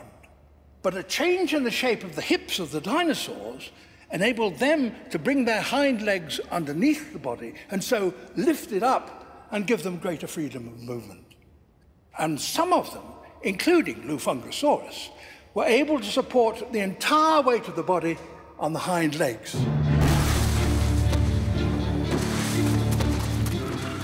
This new hip, along with sturdier leg joints, allowed the dinosaurs to take longer strides and support heavier bodies.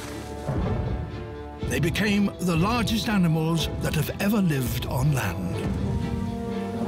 But this new way of walking was also the first step on the road to an even more radical evolutionary advance. It was from this group of two-legged dinosaurs that there came a truly astonishing development that we are only just beginning to understand, and that was to lift the vertebrates to a completely new level. The backbone animals had colonized the seas and invaded the land. But there was one final habitat to explore: the skies. I'm heading for Liaoning province to fulfill a long-held dream and see the site of these discoveries for myself. These rocks are about 125 million years old. At that time, this part of China was tropical, and the land was covered with a lot of freshwater lakes. And in those lakes was washed sediment, which formed these bands here. But every now and again, the sediment changes colour, and that is ash that was spewed out from a nearby volcano. So that about that level there were a lot of skeletons awaiting to be discovered. And when they were discovered, they revealed some sensational facts about dinosaurs, the most sensational for a very long time. This fossil was one of the most remarkable to emerge. A two-legged dinosaur about the size of a cat.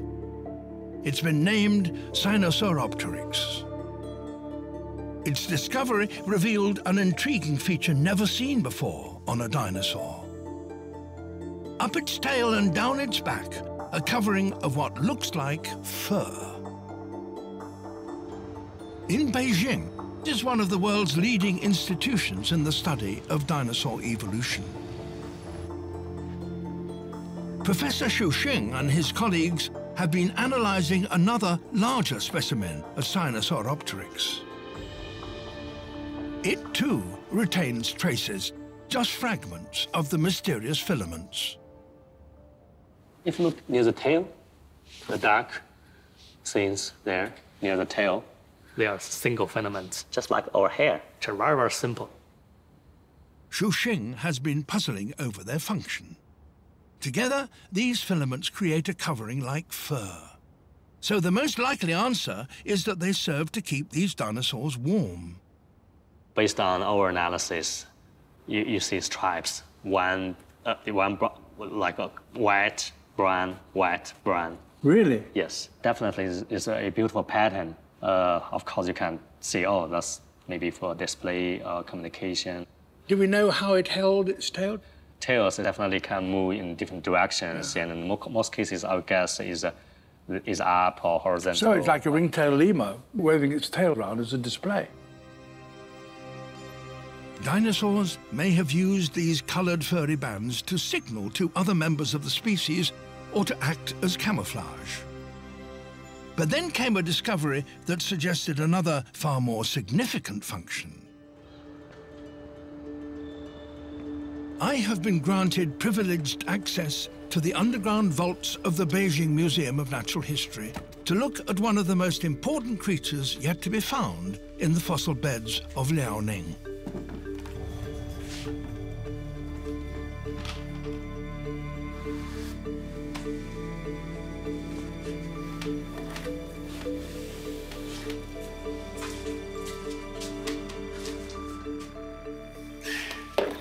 This is Anchiornis.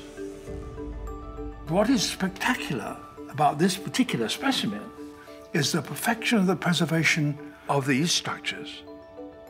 They show that the simple filaments have developed into something far more complex.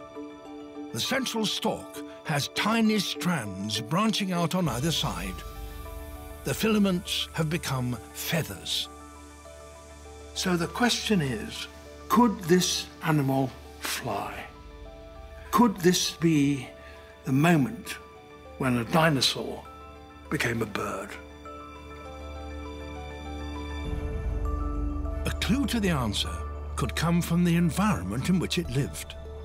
At this time, this area of northern China was covered in lush forests. Animals that could climb trees would be able to collect food that was not available on the ground. They could also find safety from ground-living predators. Shuxing and his colleagues see evidence that Anchiornis adapted to a tree-living way of life by putting its feathers to a new use. Anchiornis has some features suggesting tree-living lifestyle. For example, you look at their Anchiornis toe, they have very curved claws. And also they have big feathers attached to their feet. If Anchiornis is a tree-living animal, then you have a good reason to believe that flight starts from tree down, which means the bird's ancestor can take advantage of gravity and then start their journey to the sky. Because Anchiornis lived high up, it could use its feathers to glide.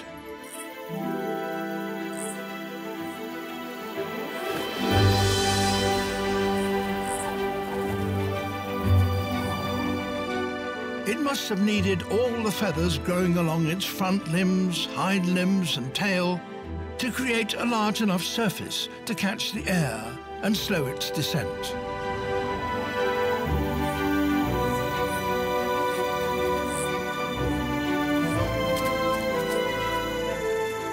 It wasn't capable of flapping flight, but at 160 million years old, it's now the earliest creature we know to have used feathers to fly. The gliding dinosaurs would eventually give rise to a whole new group of vertebrates, the birds.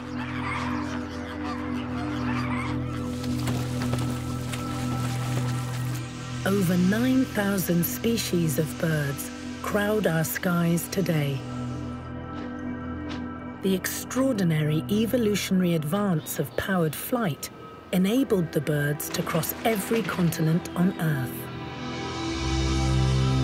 and conquer every landscape. The secrets of how these creatures have mastered their environment are revealed in the skies above Europe.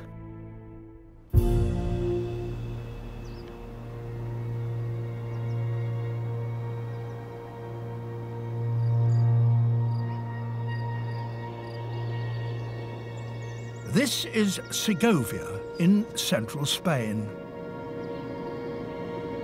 Some of the inhabitants of this gorge allow us to see very clearly how birds as a group have become so versatile in the air. Through the ability to change the shape and the size of their basic flying mechanism, the wing. And there's a wonderful example of that just over here. You may think that birds are much the same when it comes to flight, but in fact, different species need to fly in their own particular way. This vulture is an airborne scavenger. It feeds on the bodies of dead animals. So it needs to spot any fresh carcass very quickly and get to it before others claim it. Like most birds, it has superb eyesight. So it climbs high in the sky, constantly scanning the ground below for hours at a time, if need be. To fly in this highly specialized way, it has evolved a very distinctive kind of wing. To get up close to some of the many vultures that live in this area, I'm visiting a place where they're regularly fed by conservationists. These are griffon vultures, one of the largest of all vulture species. Each one can weigh up to 11 kilos. Lifting an 11-kilo body high into the sky takes a lot of energy. But the vultures don't supply that energy directly themselves. A clue of how they do so comes from observing their behavior at the start of the day. Those vultures roost and nest on ledges up there. They're not early risers.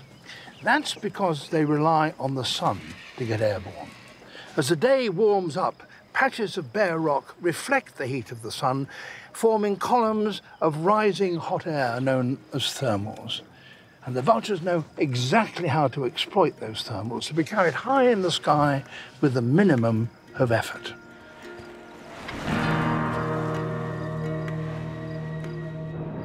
They have wings that have been shaped over millions of years to catch as much of that rising air as possible. They're huge, very broad, with a span of over 2 meters.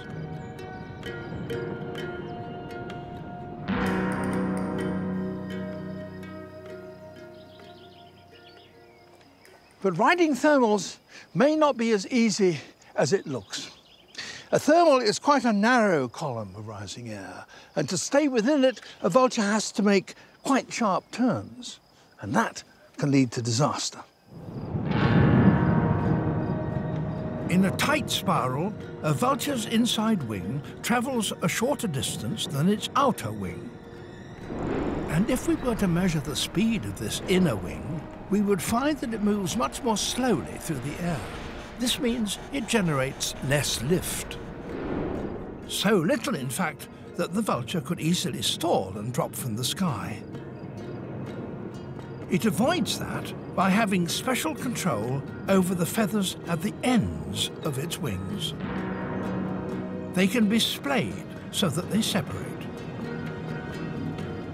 As a result, each feather acts as a small extra wing, and together they increase overall lift. This enables the vulture to turn in a tight circle, and so hold its place in a thermal and soar upwards. Using this technique, a vulture can climb to a height of 1 kilometre above the ground with scarcely a flap of its wings. And then, if it spots food down below, it can switch its flying technique and descend at speed. This soaring technique can exploit not just the thermals, but also winds deflected upwards by ridges and hills. The same wing shape is used by other large birds to help them soar. Eagles, pelicans, and a bird that makes an immense journey here to Spain every summer. Two young storks. Their parents come here every year to this small town in northern Spain in order to mate and nest and rear their young, all the way from Africa, some from as far south as the Cape. And they make that immense journey by finding a thermal, a column of rising air, circling in it, allowing it to carry them high into the sky, and then gliding off on the next stage of the journey to find another thermal to take them back up again. It's an extraordinarily energy-efficient way of travelling.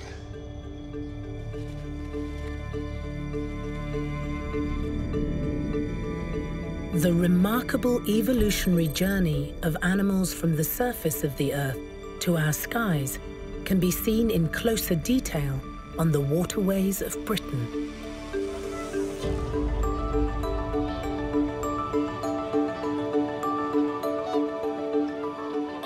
Here on a loch in Scotland, we can watch some of the most majestic flyers around today. Whooper swans.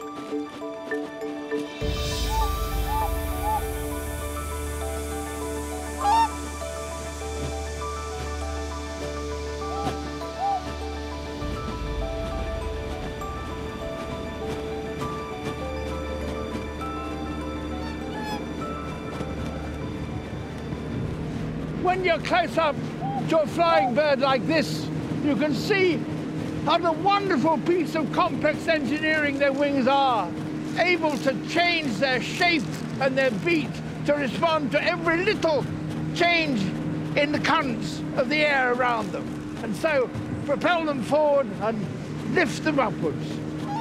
Oh.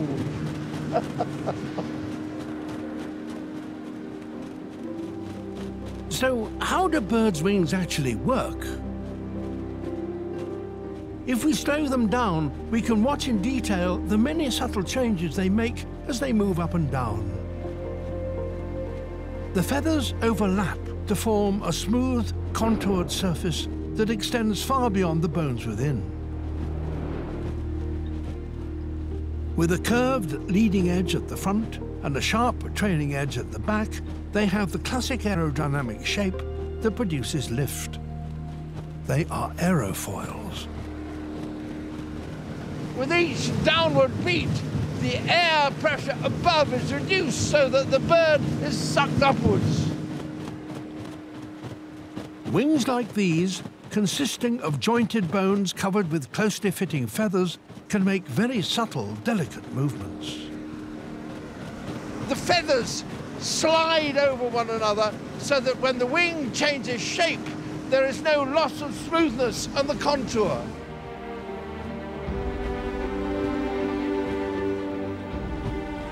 When the swan slightly retracts its wings in between beats, the sliding feathers ensure that the aerofoil still produces lift. As well as lightweight beaks and shortened tails, some of the bones of its body have become hollow.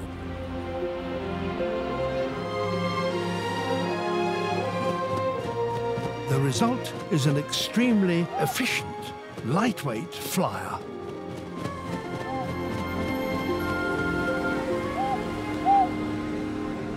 We're travelling around 30 miles an hour now, and yet these birds could easily accelerate and leave us behind if they wanted to.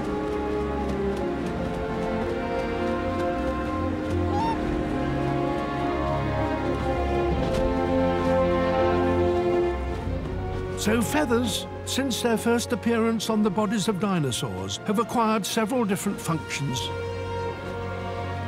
Initially, they served to keep their owners warm. Then, some grew large and acquired colour and were probably used in courtship displays. And only then, after millions of years, were they used to help their owners get into the air.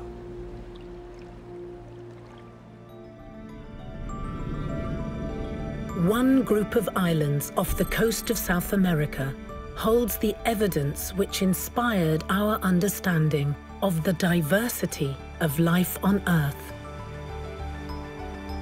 Discoveries made in this volcanic landscape have transformed the way we think about the natural world forever.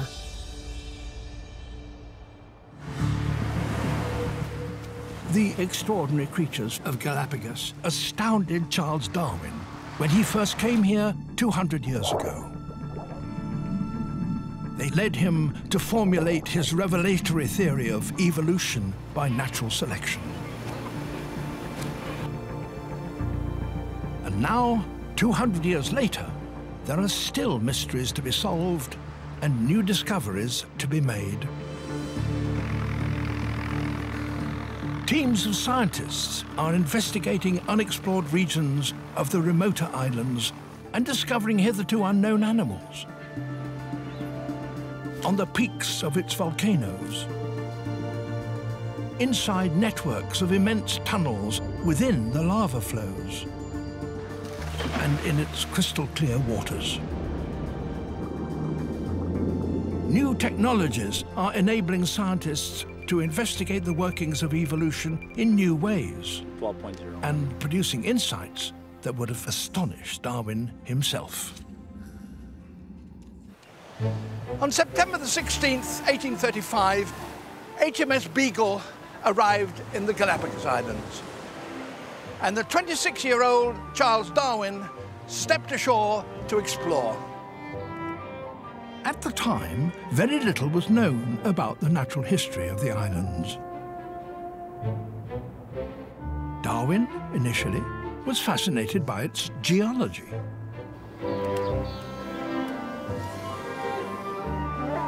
But it was the animals that gave him his historic insight. Darwin was only on these islands for 5 weeks. But in that short time, there were things he saw and conversations he had which stuck in his mind. For example, the British Vice-Governor of Floriana Island said that he could tell which island a giant tortoise came from simply by the shape of its shell. He pondered on the Vice-Governor's casual remark. Why were populations of tortoises on separate islands all slightly different from one another? He set about making a collection of animals and plants from all the islands he visited.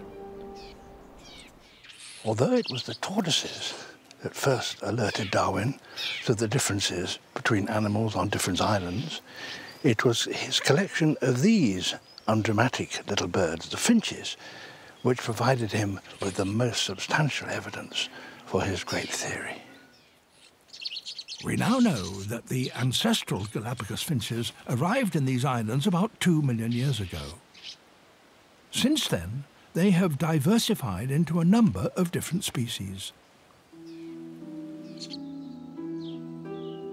Darwin, when he returned to England, brought back with him a wide variety of specimens of all kinds. And he spent years studying his collections.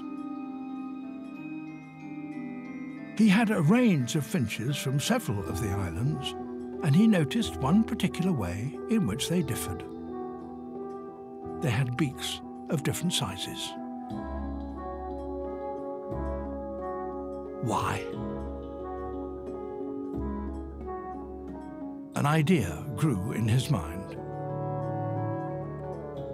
It would also apply to tortoises, maybe to all animals and plants wherever they occurred.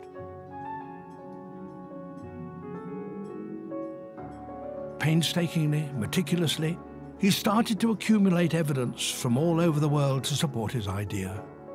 And he called the process that produced new species evolution by natural selection.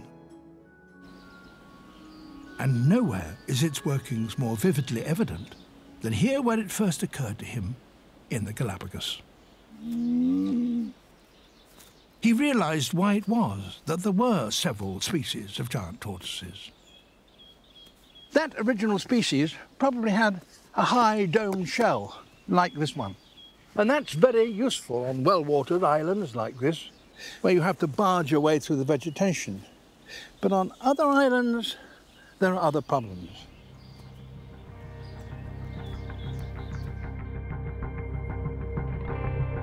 In the southeast corner of the archipelago lies Hispaniola Island. Here, there is virtually no edible vegetation at all. Except, that is, for this prickly pear cactus, Opuntia. But this species of Opuntia is very tall, and it has a tough, woody trunk. The only parts worth eating are the fleshy leaves and flowers at the top. Any giant tortoise that could reach them could get a meal. Tortoises with low round fronts to their shells couldn't do that. But those with a peak at the front of the shell and long necks could just manage it. So they were the ones that survived and produced young. Over many thousands of generations and millions of years, the shell shape of the Hispaniola tortoise became more and more exaggerated. Now, the peak at the front of the shell is shaped like a saddle. Such a change didn't happen just on Hispaniola. Different islands had their own versions. Eventually, there were 15 different species in the islands, all descended from a single founder. Today, there are some 15,000 tortoises on the Galapagos, and they're an essential element in the island's ecosystem. They create special conditions that suit all kinds of other animals. They shape and prune the landscape. They disperse seeds, travel down the undergrowth, and trim the lowest branches of the bushes. And all that allows seeds to germinate. It disturbs insects so that they can be gathered by hungry predators. Their dung is also crucial to the survival of many other creatures. Beetles lay their eggs in it, and their larvae grow fat on the nutriment that it still contains. Tortoises are definitely the megafauna of the islands. They're like the elephants of Galapagos. They're out there in large numbers, they've got big bodies. They're creating myriad micro-habitats for other species. They truly are gardeners of Galapagos. That's probably the best way to sum up their ecological role. The implications are very important. They suggest that the reintroduction of tortoises to islands where their numbers have been seriously reduced could restore the richness of the whole environment. We have the chance to bring back the full glory of these fragile ecosystems.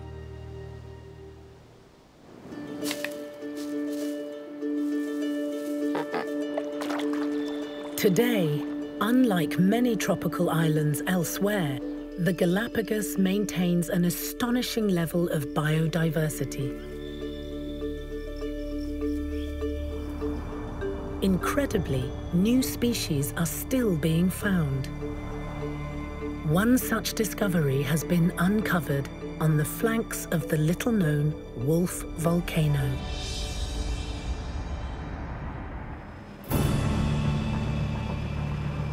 To get to Wolf, you really need a helicopter. It's one of the most hostile and least explored parts of the whole archipelago. There had been rumors of something strange living up on these remote high slopes.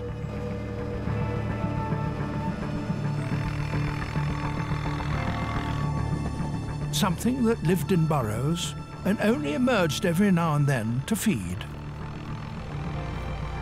A scientific team went up to investigate.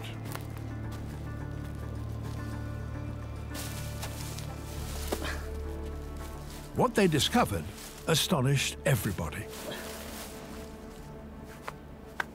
A completely new and unknown species of reptile.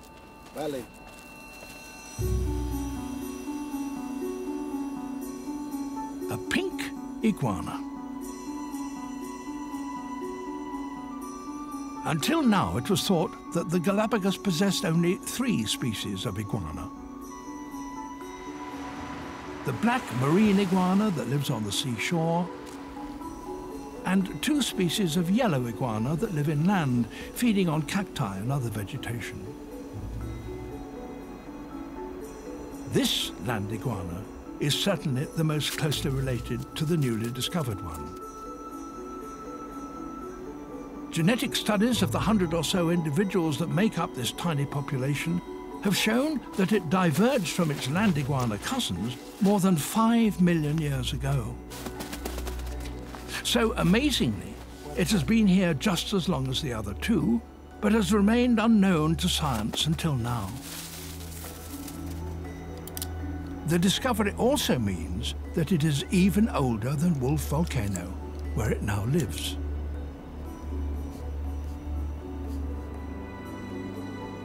And of course, there is another great mystery that no one has yet explained. Nobody knows why it's pink. Could it be that to be pink up here brings something good? We don't know.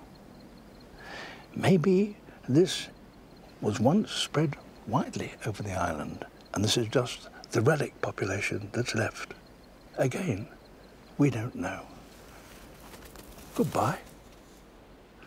But there's one thing that is quite certain, and that is that there's a lot we have yet to learn about the Enchanted Islands and about the animals that have evolved here.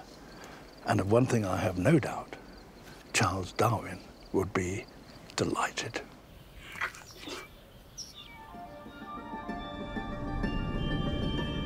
The Great Barrier Reef off the coast of Australia has become the most iconic frontier for scientific exploration.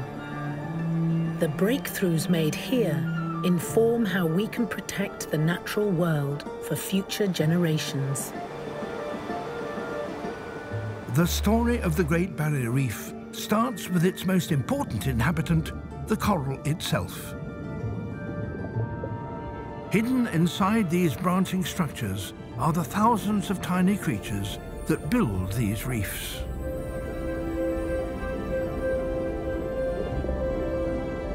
And they have an enormous claim to fame. Together, they've built the largest living structure on Earth.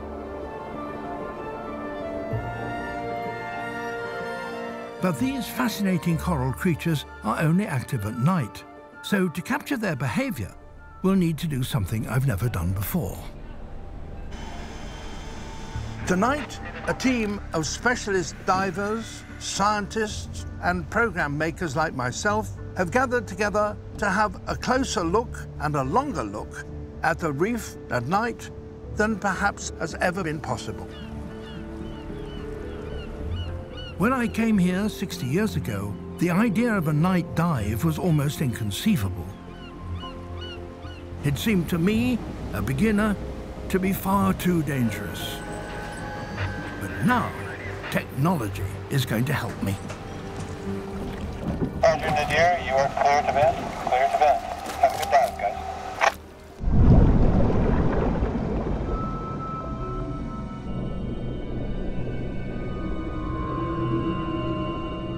At night, the reef is a ghostly world.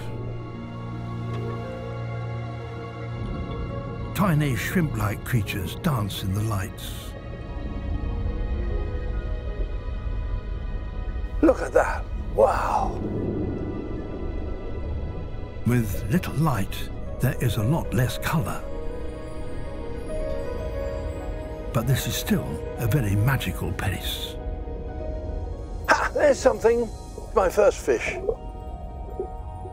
Our submersible will eventually take us to depths of 300 meters. Now we're only 30 meters down, but that's exciting enough for a start.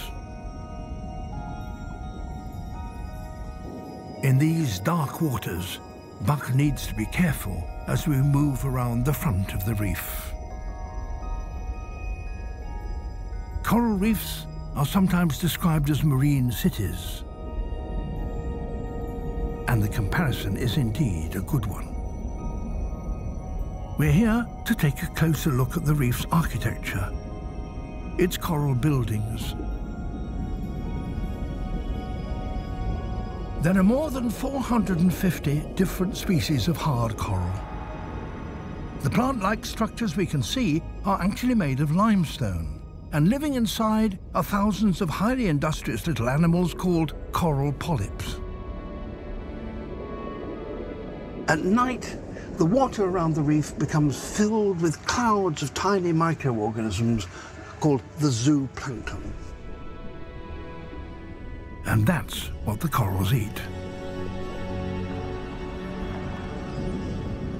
The coral polyps themselves emerge from their stony skeleton and start groping in the water with their tentacles. To see just what they're doing, we need specialized cameras. The coral polyps never leave the safety of their limestone homes, even at night.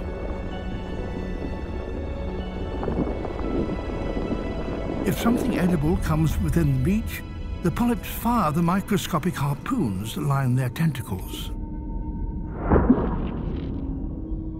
The prey is stunned or killed and then pulled into the polyp's mouth. When you can't leave your home, it pays to be accurate. The coral's stinging armory isn't used only for collecting food. They also use it to fight. Because, as has been discovered only comparatively recently, corals, like many animals that live on land, are extremely territorial. But in order to see the battles, you have to speed up time. The polyps of each colony collaborate to defend their patch. As in any big city, space is precious. If a rival grows too close, there will be trouble. These fights can last for hours. The competition is fierce as the coral colonies jostle with one another for the best feeding sites. When they're not locked in battle, the corals have work to do.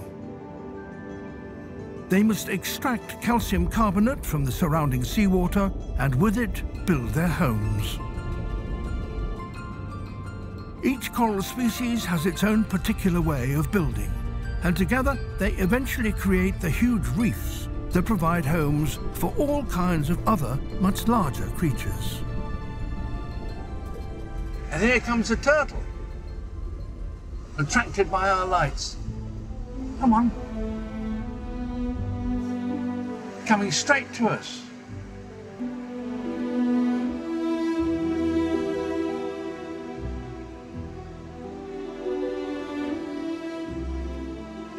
Isn't that great?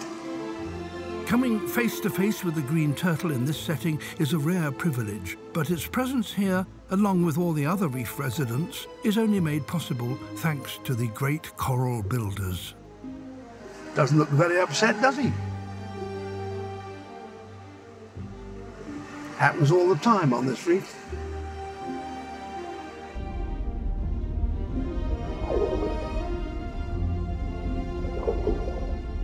It's the perfect end to my dive.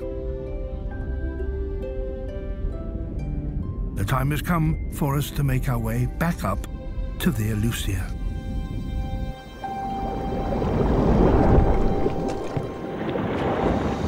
Welcome back, gentlemen.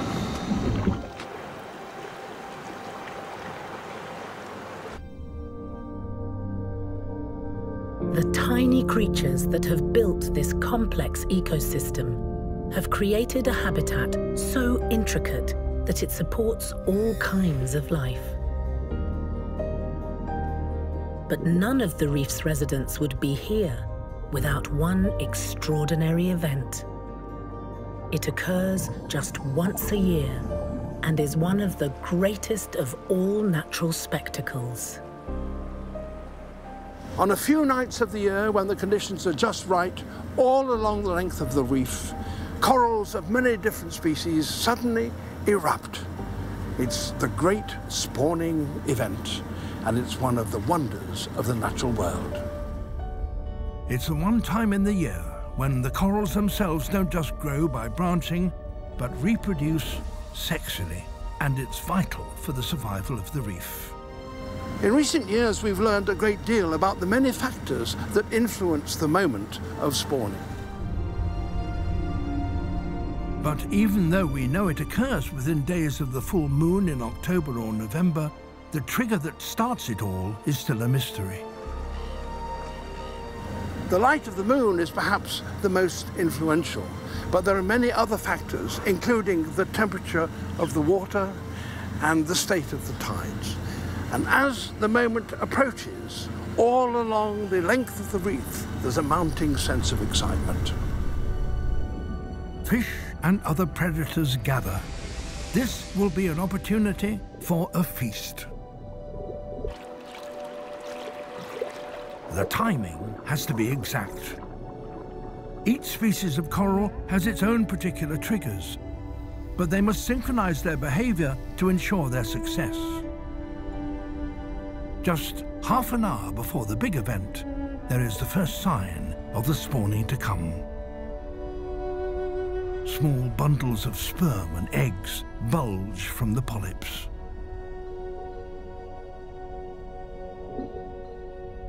When the moment is right, there is a mass release.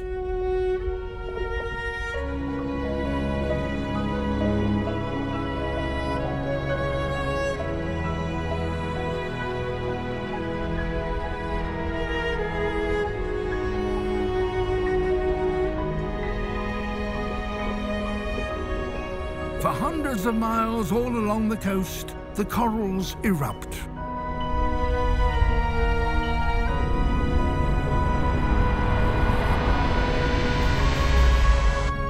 Only with daybreak can you see the true scale of the event. Great ribbons of coral spawn drift over the surface of the sea. After the coral has spawned, the billions of developing larvae are swept far and wide by the tides and the currents. The vast majority will be eaten by fish and other creatures, but the few survivors must then find a place to settle, either on a newly vacated site on an existing reef, or perhaps to found a new one. So what does the future hold for this complex wonder? At the Australian Institute of Marine Science, pioneering research is pushing the boundaries of coral science.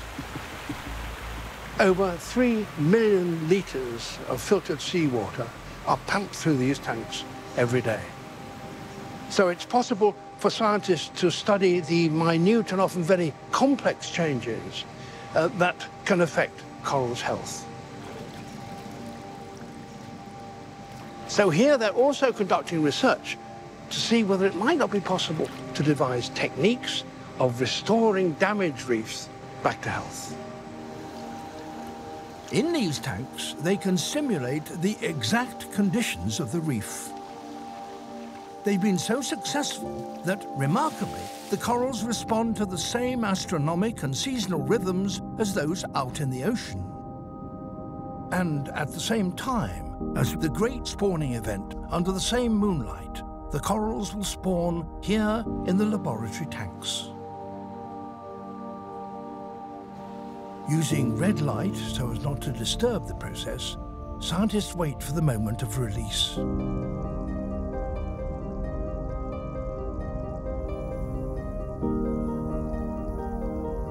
And when it finally happens, they move fast to collect the sperm and the eggs. Here, Dr. Madeleine van Oppen has been selectively breeding them, using much the same techniques that we've used to produce crops on land that are resistant to drought and disease. It's the first time that selective breeding has been used in marine conservation. The problem that corals are facing now is that the change of the environment is extremely fast, much faster than ever recorded. So we need to help them a little bit in the lab. We need to speed up those natural processes of evolution. Van Oppen's aim is to use selective breeding to produce strains of coral that are able to withstand the worst effects of climate change, and to use them to bring life back to the worst affected part of the reef. You have to realize this is really a last resort option. We wouldn't want to do that if the reef is able to restore itself.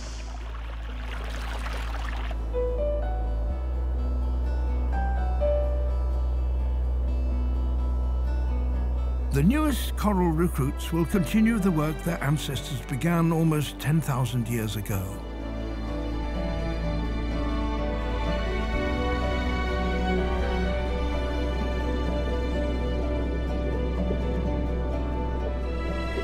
They are the essential organisms on which the whole reef depends.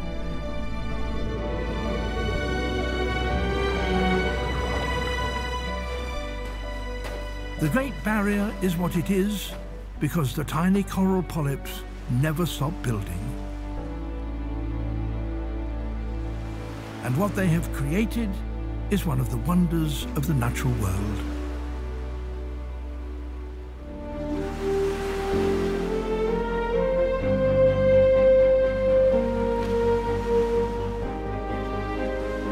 It is one of the greatest and most important ecosystems on the planet.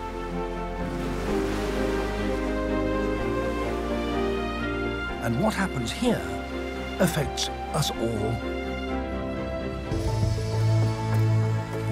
David Attenborough has been uncovering stories about the natural world for more than 60 years. His explorations of life on our planet have opened our eyes to the marvels of nature. We still have a lot to discover about what happens next. In his mid-80s, many thought he had retired. However, over the next 7 years, he launched a new era of natural history filmmaking. This is really, what a clumsy flyer. He revisited iconic locations across the globe. Nobody has ever dived as deep as this before on the Great Barrier Reef. Exploring the rich diversity of the natural world to understand what we human beings must do to save it for generations to come. Today, sadly, it's extinct. This series follows his journey from that very special time of global adventures.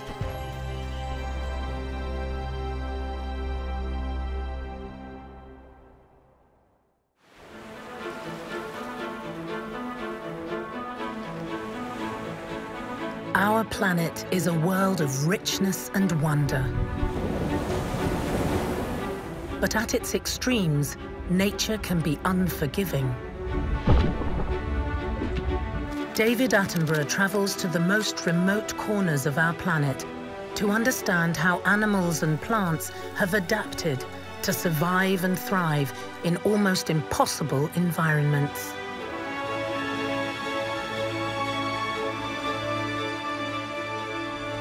The rainforests of South America are one of the richest environments on our planet, but also one of the most competitive. Our planet's rainforests are home to millions of animal species. Nearly 90% of them are arthropods. Some call them bugs. And they're all searching for food.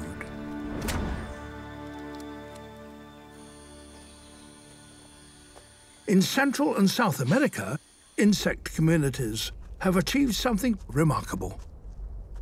These are leafcutter ants, and their underground nests are gigantic. They can be 30 meters across and contain 8 million individuals. And they owe their success to something they devised long, long before we did: agriculture. Leafcutters have found a way of harvesting the vast proliferation of leaves produced by the forest trees. They remove them piece by piece.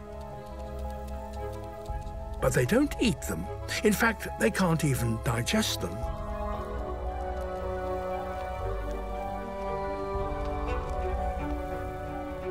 The leaves are fodder for their underground farms.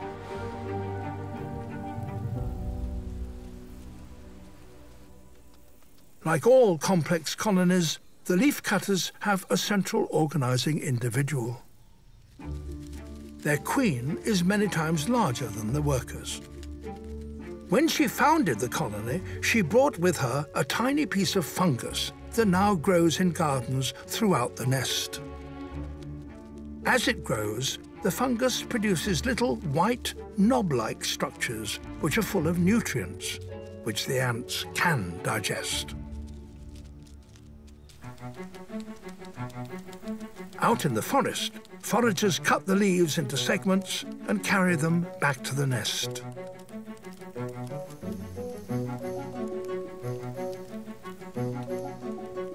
They have sharp, powerful jaws which slice through the toughest leaves. The pieces they cut can be as much as 50 times their own body weight.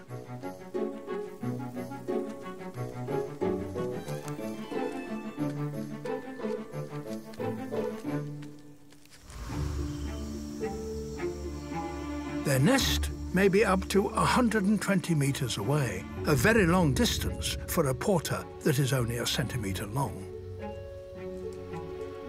Here, the smallest caste of ants in the community, the minims, are hard at work in the underground gardens. They receive the leaves from the foragers, chew them up and feed them to the fungus. They also control the quality of the leaves sent to them by the workers. If it suits them, they release a pheromone which encourages the workers to cut more. If they dislike what they're getting, they release a different pheromone that stops the collection of that kind of leaf.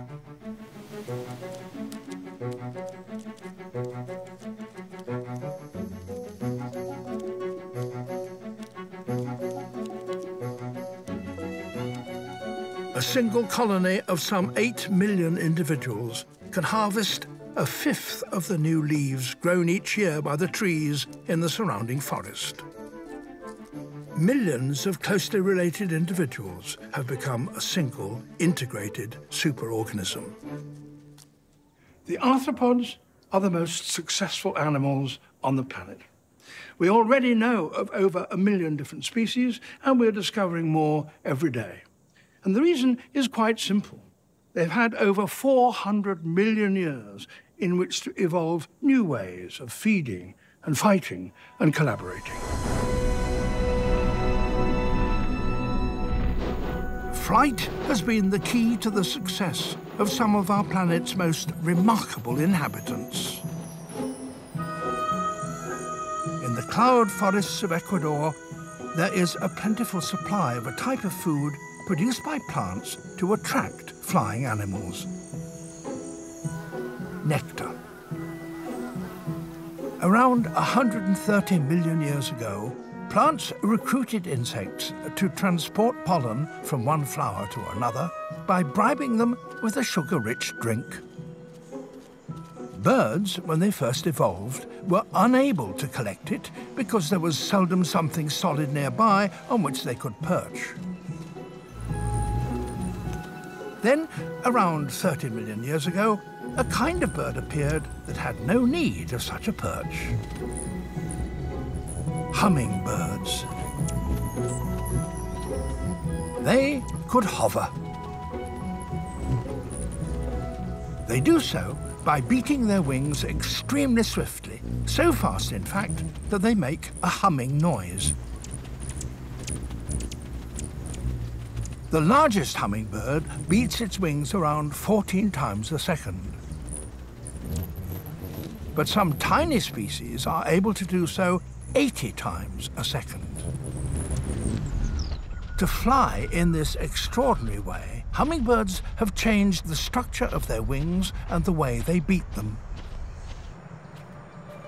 Most birds flap their wings up and down, but hummingbirds flap theirs more like insects.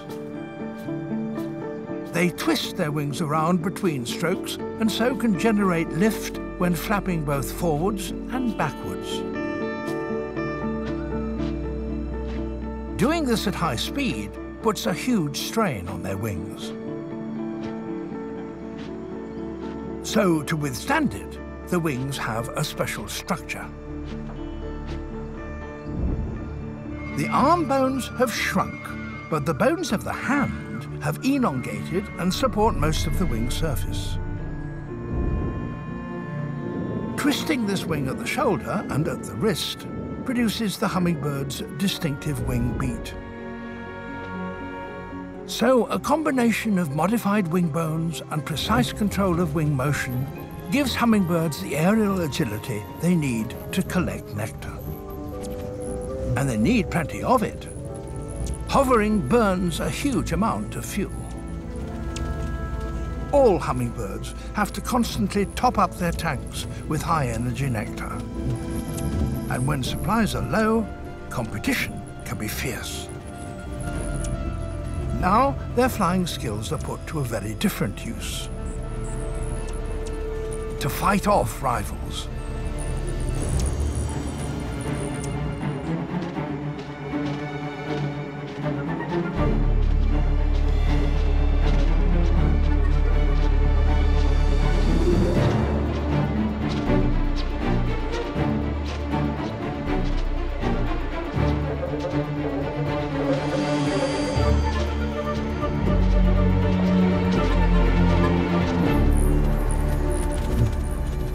So the battle for the supremacy of the skies still continues every day around the world.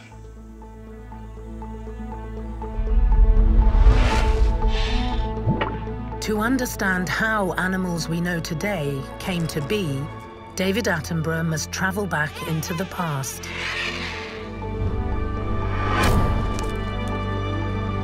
High in the mountains of northern Africa lies a clue to one of the most important survival tricks animals have ever developed. 600 million years ago, the world was very different from the planet we know today. The land was entirely without animals or plants. But the oceans were teeming with life. But one family was particularly abundant and varied.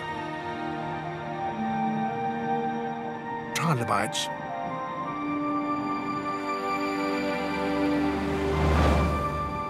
In Morocco, on the southern flanks of the Atlas Mountains, the hills contain an amazing variety of them.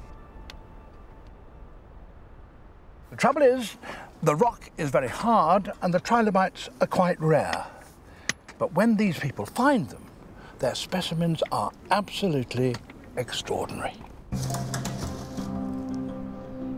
The world's leading trilobite experts, such as Professor Richard Fortey, come here to study these extraordinary animals. He believes that their external skeleton was the key to their success. The trilobites did almost everything you possibly can do with an exoskeleton. I think that skeleton was what gave them an advantage. They were protected. They could do all kinds of interesting things. They could grow spines. They could get flat like pancakes. They could protect themselves by getting thick exoskeleton with pobbles all over it.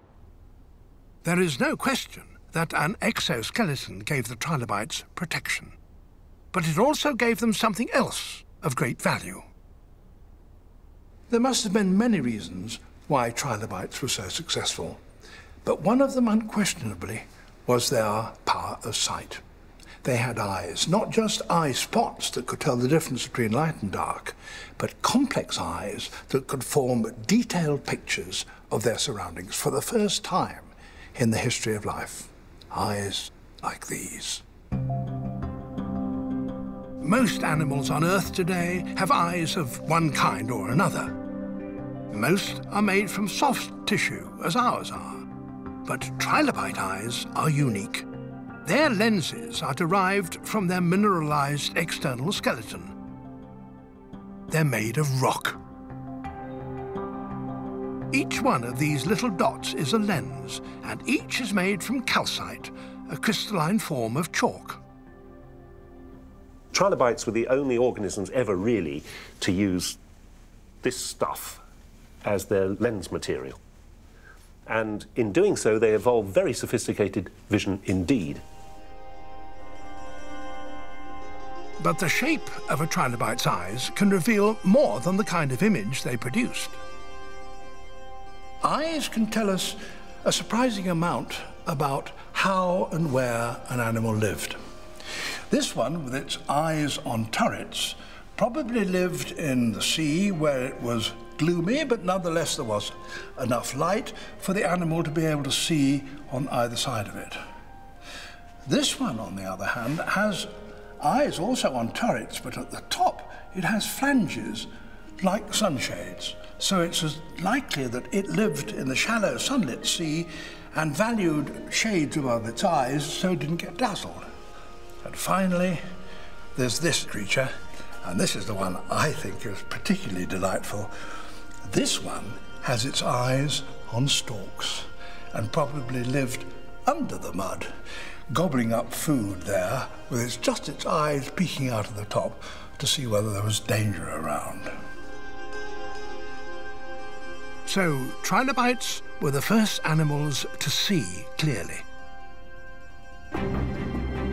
They were, without question, the most successful animals of their time. Indeed, they could be counted as one of the most successful kinds of animals in the entire history of life.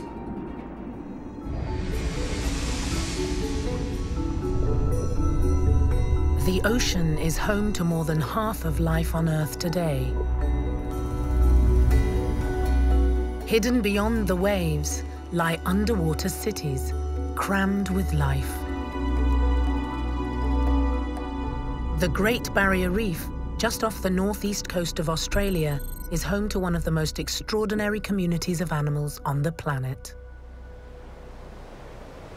Reefs much like these develop in the shallow tropical waters that surround many an island and continental coast. But few can match the Great Barrier in either size or complexity. That becomes clear when you look at the reef from above.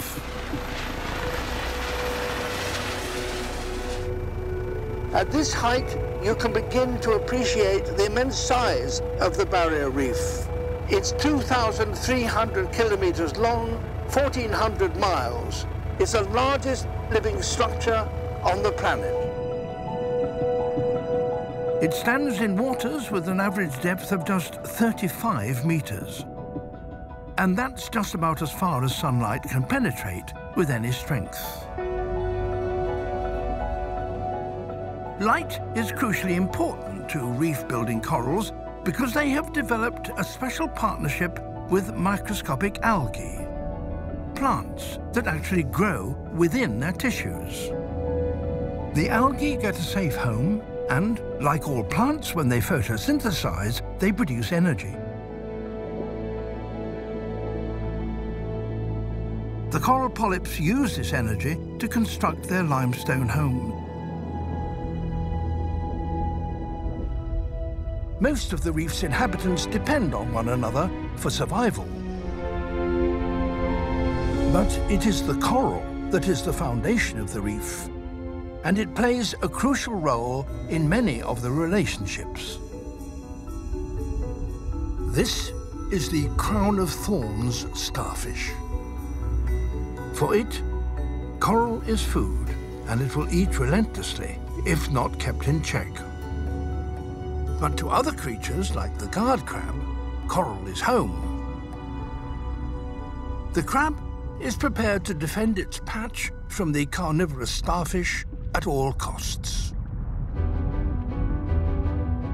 The crown of thorns, however, is much larger than most other starfish on the reef, so the tiny crab is forced to take a more stealthy approach.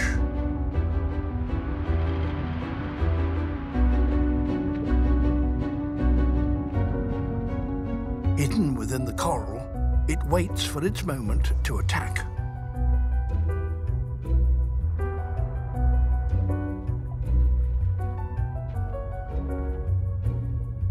The starfish has left itself dangerously exposed, but the crab is cautious. When it can, the crab uses its powerful pincers to snip at the starfish's spines and tube-like feet.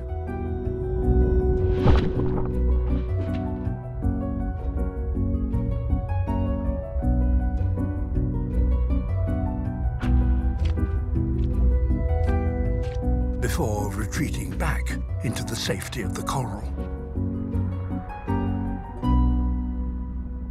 The crab has won this battle. We now know the reef has dwindled and recovered many times in its long history, but it also has to withstand a major change every 24 hours as the tide retreats and comes back. At low tide, the water drains away very quickly, leaving the topmost community of creatures dangerously exposed. Some are washed out with the tide.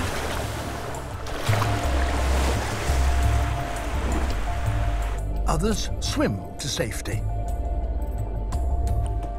But the coral polyps can't move. Temperatures on the surface of the reef can now reach a scorching 30 degrees centigrade. The exposed corals could easily dry out and be damaged by intense ultraviolet rays. But corals have ways of protecting themselves. When exposed to air, they produce huge amounts of mucus, which keeps them wet and acts like a sunscreen. This remarkable slime actually increases its UV resistance, becoming stronger if the temperatures soar. So the coral manages to survive for the few hours that it's out of water. But there's one fish that manages to turn this exposure to its advantage. The epaulet shark remains on the reef even when the tide goes out. Of course, with so little water, it doesn't get as much oxygen as it requires normally, but it deals with that possibility by shutting off a part of its brain and so reducing its oxygen demands.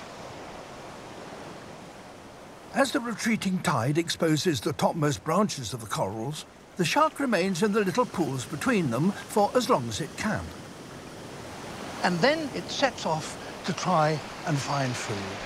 Shrimps, crabs, and small worms that live on the reef. And it does that by exploiting another talent it has. It can, in effect, walk.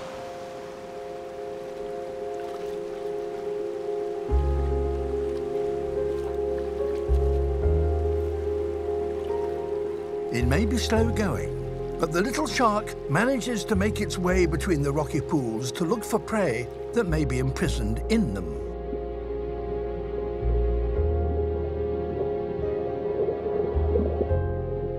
It has the run of the place until the tide returns once more to flood the reef top.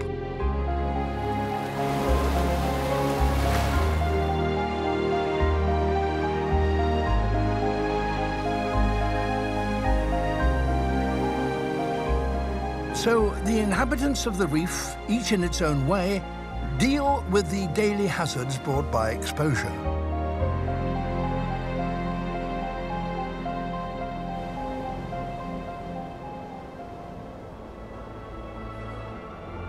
Shaped by nature's mightiest forces, remote islands offer a refuge for the planet's rarest and strangest creatures. One group of islands in the vastness of the Pacific is home to a collection of animals and plants unlike anywhere else in the world: Galapagos. The islands lie 600 miles from the coast of South America and straddle the equator. There are 16 of them and a multitude of small islets, all separated from the rest of the world by the huge expanse of ocean. It's perhaps surprising that the Galapagos should have become famous for its biodiversity. For the fact is that living conditions here are very tough. On the equator, the heat is intense. There's very little water. Much of the land is covered by bare volcanic rock. And yet every species that lives here is descended from an ancestor from the continents that have taken on these conditions and won. And the way in which they did so is extraordinary. Reptiles got to Galapagos by floating across the ocean on rafts of vegetation. Only hardy animals like the iguanas and tortoises could make that 600-mile voyage. Who knows how many thousands of animals of many kinds have been lost at sea on rafts like these, dying from thirst and exposure. But reptiles are very tough. They can go without food or water for days, weeks, even months. No mammal can survive such hardships as long as they can. And here, the iguanas settled and multiplied. Today, there are thousands of them. So many and so widely distributed throughout the islands that they are now one of the Galapagos' most famous inhabitants. So many that their problem is not how to defend themselves, but how to find enough food to support their great numbers. So they ventured into the sea itself to graze seaweed on the sea floor. But cold water can be dangerous for cold-blooded reptiles. After a few minutes feeding at sea, the iguanas are seriously chilled and in urgent need of a warm-up. And their skin enables them to get that. It is black. Dark objects absorb heat, and each scale in the marine iguana's skin is like an element in a miniature solar panel. Now, all a marine iguana needs to do to bring its body back up to temperature is to bask in the hot equatorial sun for an hour or two. But eating nothing but seaweed creates another problem: too much salt. The marine iguanas dealt with that in a very particular way.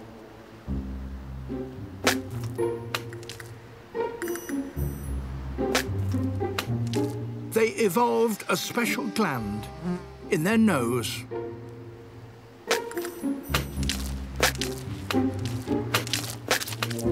They simply sneeze the excess salt from their blood.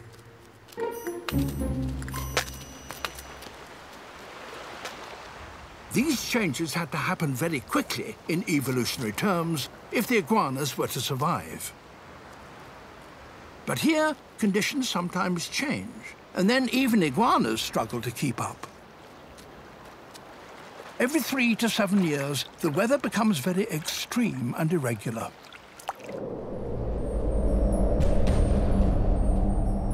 It's a phenomenon called El Niño.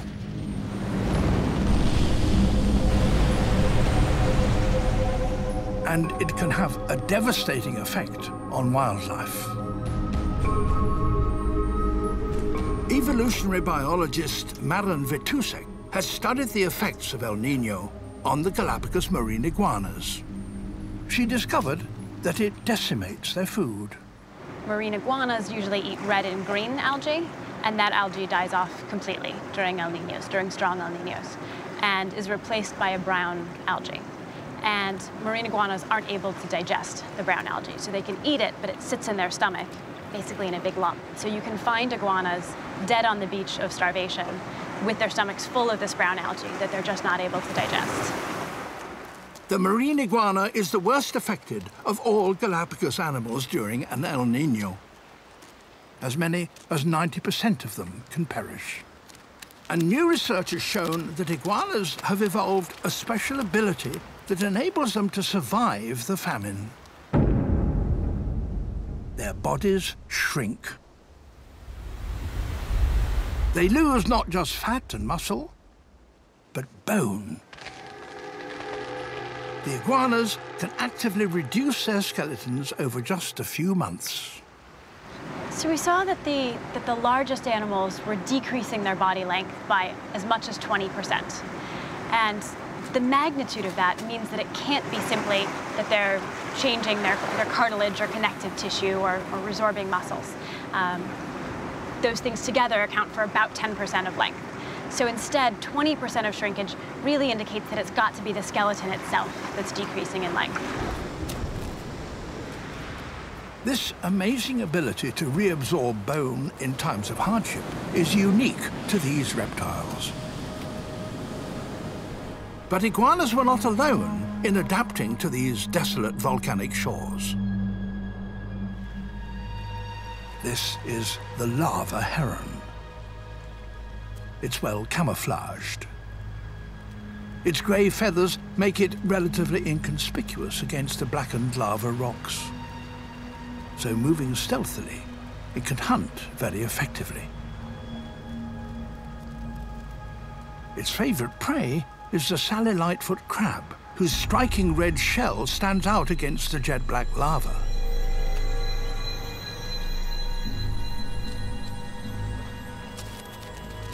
But the adult crabs have tough shells and sharp pincers, and herons know better than to attack a full-grown one.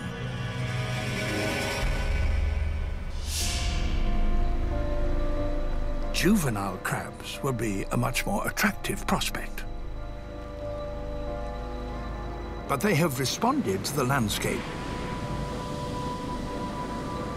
They have black shells that make them far less conspicuous to prowling herons.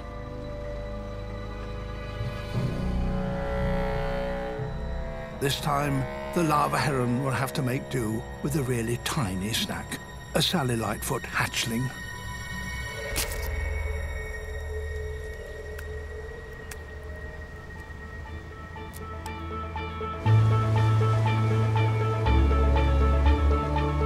Extremely remote and lacking fertile soil, this baking hot volcanic landscape of Galapagos is unforgiving. But even here, plants found a way to colonize and thrive. This is the seed of a mangrove. And when it falls, it drops into the sea and floats. This part of it is green, so can make food just like a leaf can, and the seed can remain at sea alive for a very long time.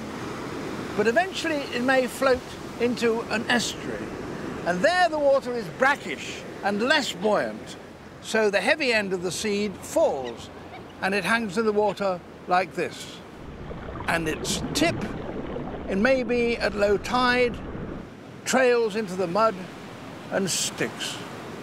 And the mangrove has planted itself. These trees are very effective colonists of newly formed islands. The young seedlings quickly establish themselves. Their tangled arching roots form a grid which slows down the tidal water surging through them, causing it to drop its sediment as mud. At low tide, all kinds of creatures come out to scavenge among the roots.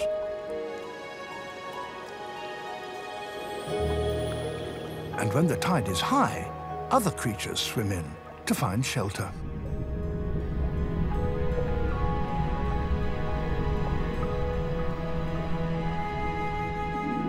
The waters around the tangled roots serve as nurseries for many species of fish.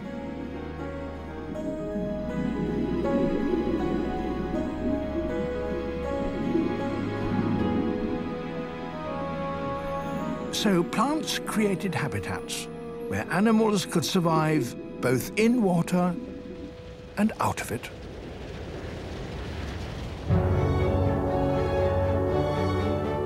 Today, the Galapagos is one of the most biodiverse islands on our planet.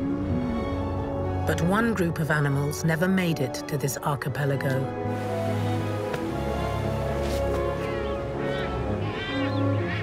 While there are many kinds of herbivorous reptiles in the Galapagos, there are no large predatory mammals of any kind.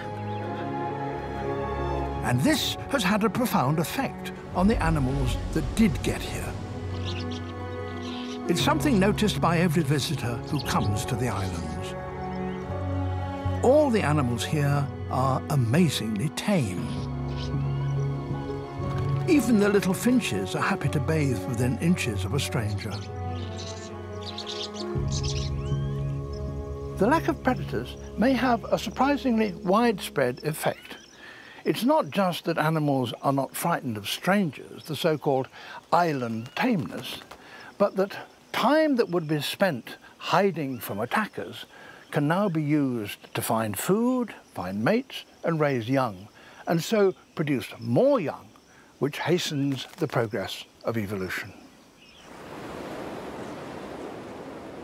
The lack of big predators has had an effect on all the animals of the Galapagos. They reproduce freely, so populations increase rapidly. And so, consequently, does evolutionary change.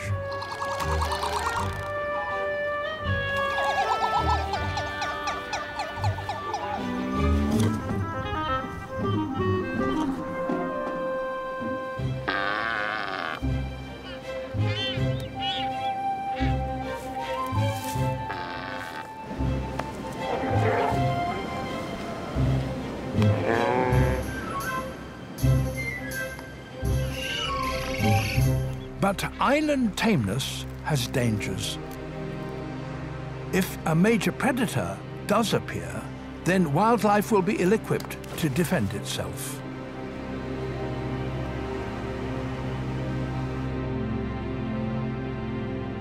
And one did.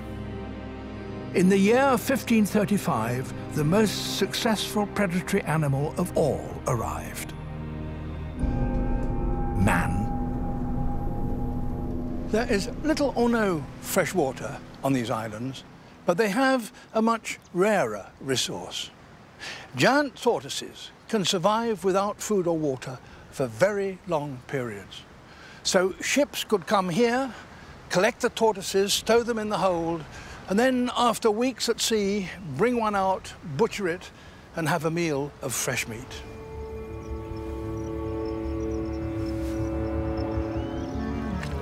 Slow, lumbering, and with no way of defending themselves, the tortoises were easy victims. The population was decimated. Between the 16th and 20th centuries, more than 100,000 were taken away and slaughtered. Pinta, located on the shipping route around the northern fringe of the archipelago, was a favorite stopover for ships and their hungry crews, and the unique Pinta tortoise was presumed extinct by the early 20th century.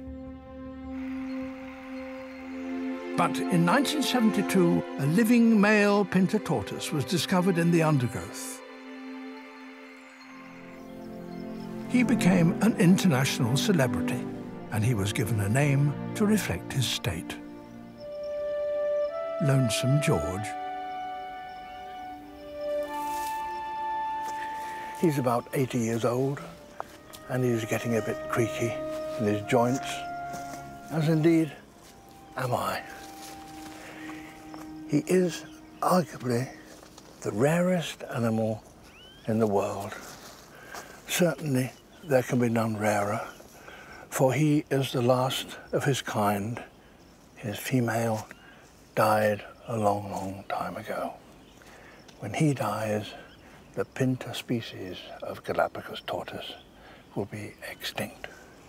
But he's a very important animal. Probably more than any other single creature, he's focused the attention of the world on the fragility of our environment. And he's stimulated science to look into whole new areas of research here in the Galapagos. Just 14 days after we filmed Lonesome, he died in his sleep.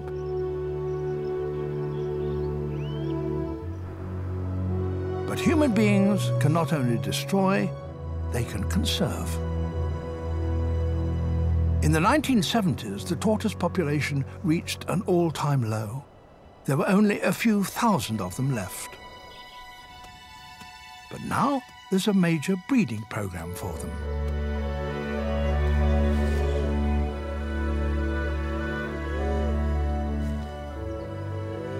The tortoise population today is increasing. Once threatened species have been brought back from the brink.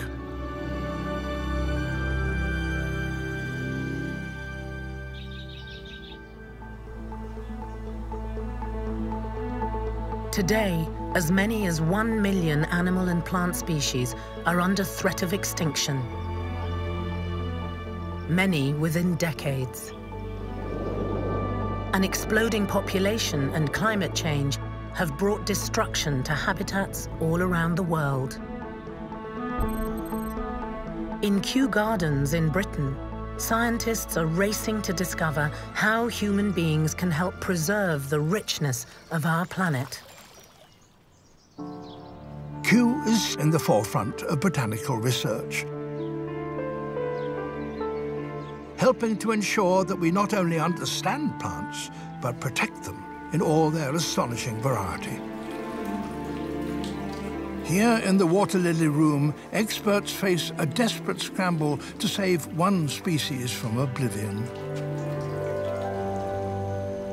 Nestling amongst the giant water lily pads is the tiny Nymphea thermarum, the Rwandan water lily, the smallest and rarest water lily in the world. Extinct in the wild, these precious few individuals are some of the last remaining specimens. A single specimen was brought back to Europe, but the species remained on the brink. Its seeds would germinate, but the seedlings always died. Then some seeds were given to this man at Kew, Carlos Magdalena. Known in Spain as the plant messiah, Carlos is famous for his great skill in rescuing endangered species. But even Carlos nearly met his match with this tiny plant. I tested many different seedlings. Nothing seemed to work. Well, that meant that the species was about to disappear forever. Exactly, and that was very worrying for me. So I started becoming a little bit obsessed with it. Yes, I mean, it's just a bit distressing, isn't it? To know that something that you can do or not make a difference to a species. Carlos didn't give up. He had one more unlikely idea. He tried growing the water lily out of water. If you think about it, growing a water lily out of the water is something as crazy as trying to grow a cacti floating in a pond. So it was the last unlikely thing that logically you will do. And then that is the result. Carlos's stroke of genius was to make use of this plant's strange ecological quirk. Nearly all other water lilies only grow in deep water, but the Rwandan spring was very shallow, little more than damp mud. And so by growing it in pots above the water, Carlos replicated its natural habitat. Within a few short weeks, there were 50 specimens, all set to flower. So this is a crucial moment, because if this works, and it's clearly going to, you have in fact yourself saved a species. If I didn't have this crazy idea, the whole species will be gone forever.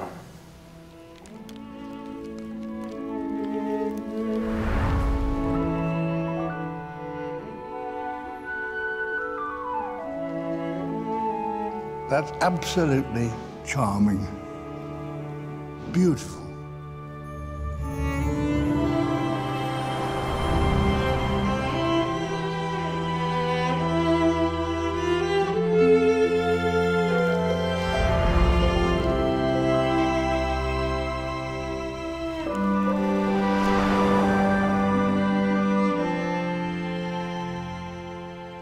In an environment with so many species and so many spectacular ones, it might seem odd to spend so much trouble in trying to save just one comparatively inconspicuous one. But the relationships within the rainforest are so complex and so extensive that the loss of just one can have a whole series of unpredictable consequences. The loss of a plant can mean the loss of an insect. The loss of an insect can mean that a bush loses its pollinator. The loss of a bush can mean that a mammal has lost its food plant. Nobody can say exactly when or if such things are going to happen. But to me, preventing it happening in the first place seems to make absolute sense.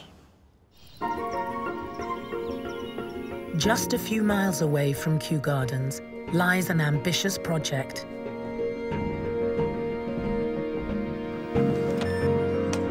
Which might be the key to ensuring the survival of every remaining plant species on Earth. The work takes place deep underground in a labyrinth of sealed vaults that are encased in steel and concrete.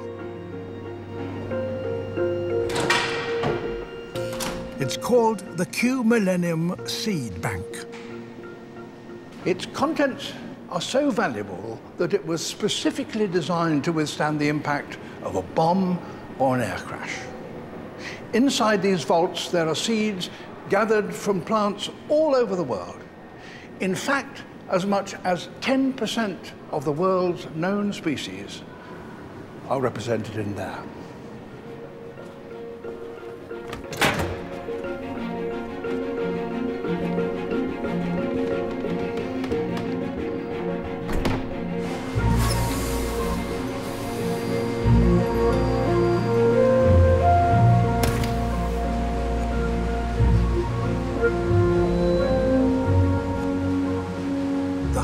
Of the Seed Bank project is this gigantic freezer full of seeds in sealed jars.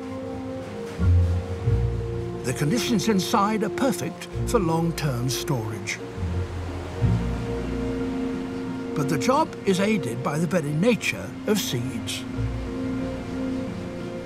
The seed is the stage in which a plant can remain dormant, waiting until conditions for germination are right.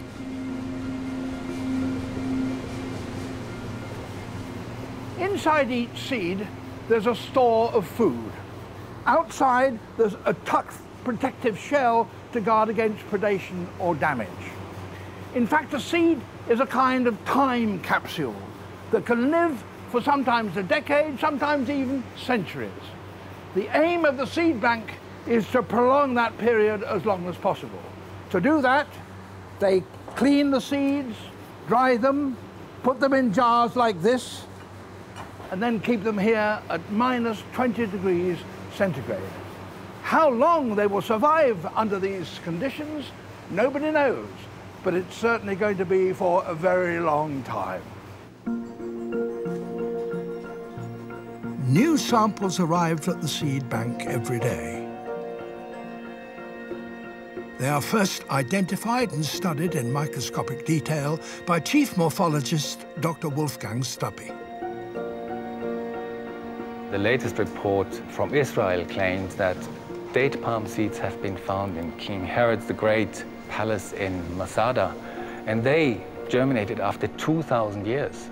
So that is possible, and this is the principle the Millennium Seed Bank is built upon, that seeds can survive for millennia if necessary. The Seed Bank project is still in its infancy, but the evidence is that there's no time to lose. There are already seeds stored here from plants that are now extinct in the wild. The problem is, what many people don't understand, is that if a species goes extinct, it means it is gone for us forever. There was 5 mass extinctions in the Earth's history. After every mass extinction, it took between 4 and 20 million years for biodiversity to bounce back to pre-extinction levels. Now, clearly we cannot wait 4 million years for life to bounce back. So if we don't keep seeds here, and this plant species goes extinct, it will be lost to mankind forever. Thankfully, there's a great momentum behind the Seed Bank project. Over the next few decades, these shelves will be filled to capacity.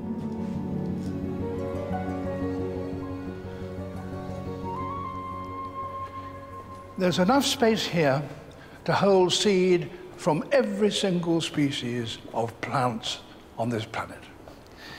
But this place is not just an insurance policy against the ultimate apocalypse. This is of huge value right now. For wherever we discover that a plant is teetering on the brink of extinction, we can now bolster its numbers with seeds from here and so ensure that no plant species on Earth need go extinct.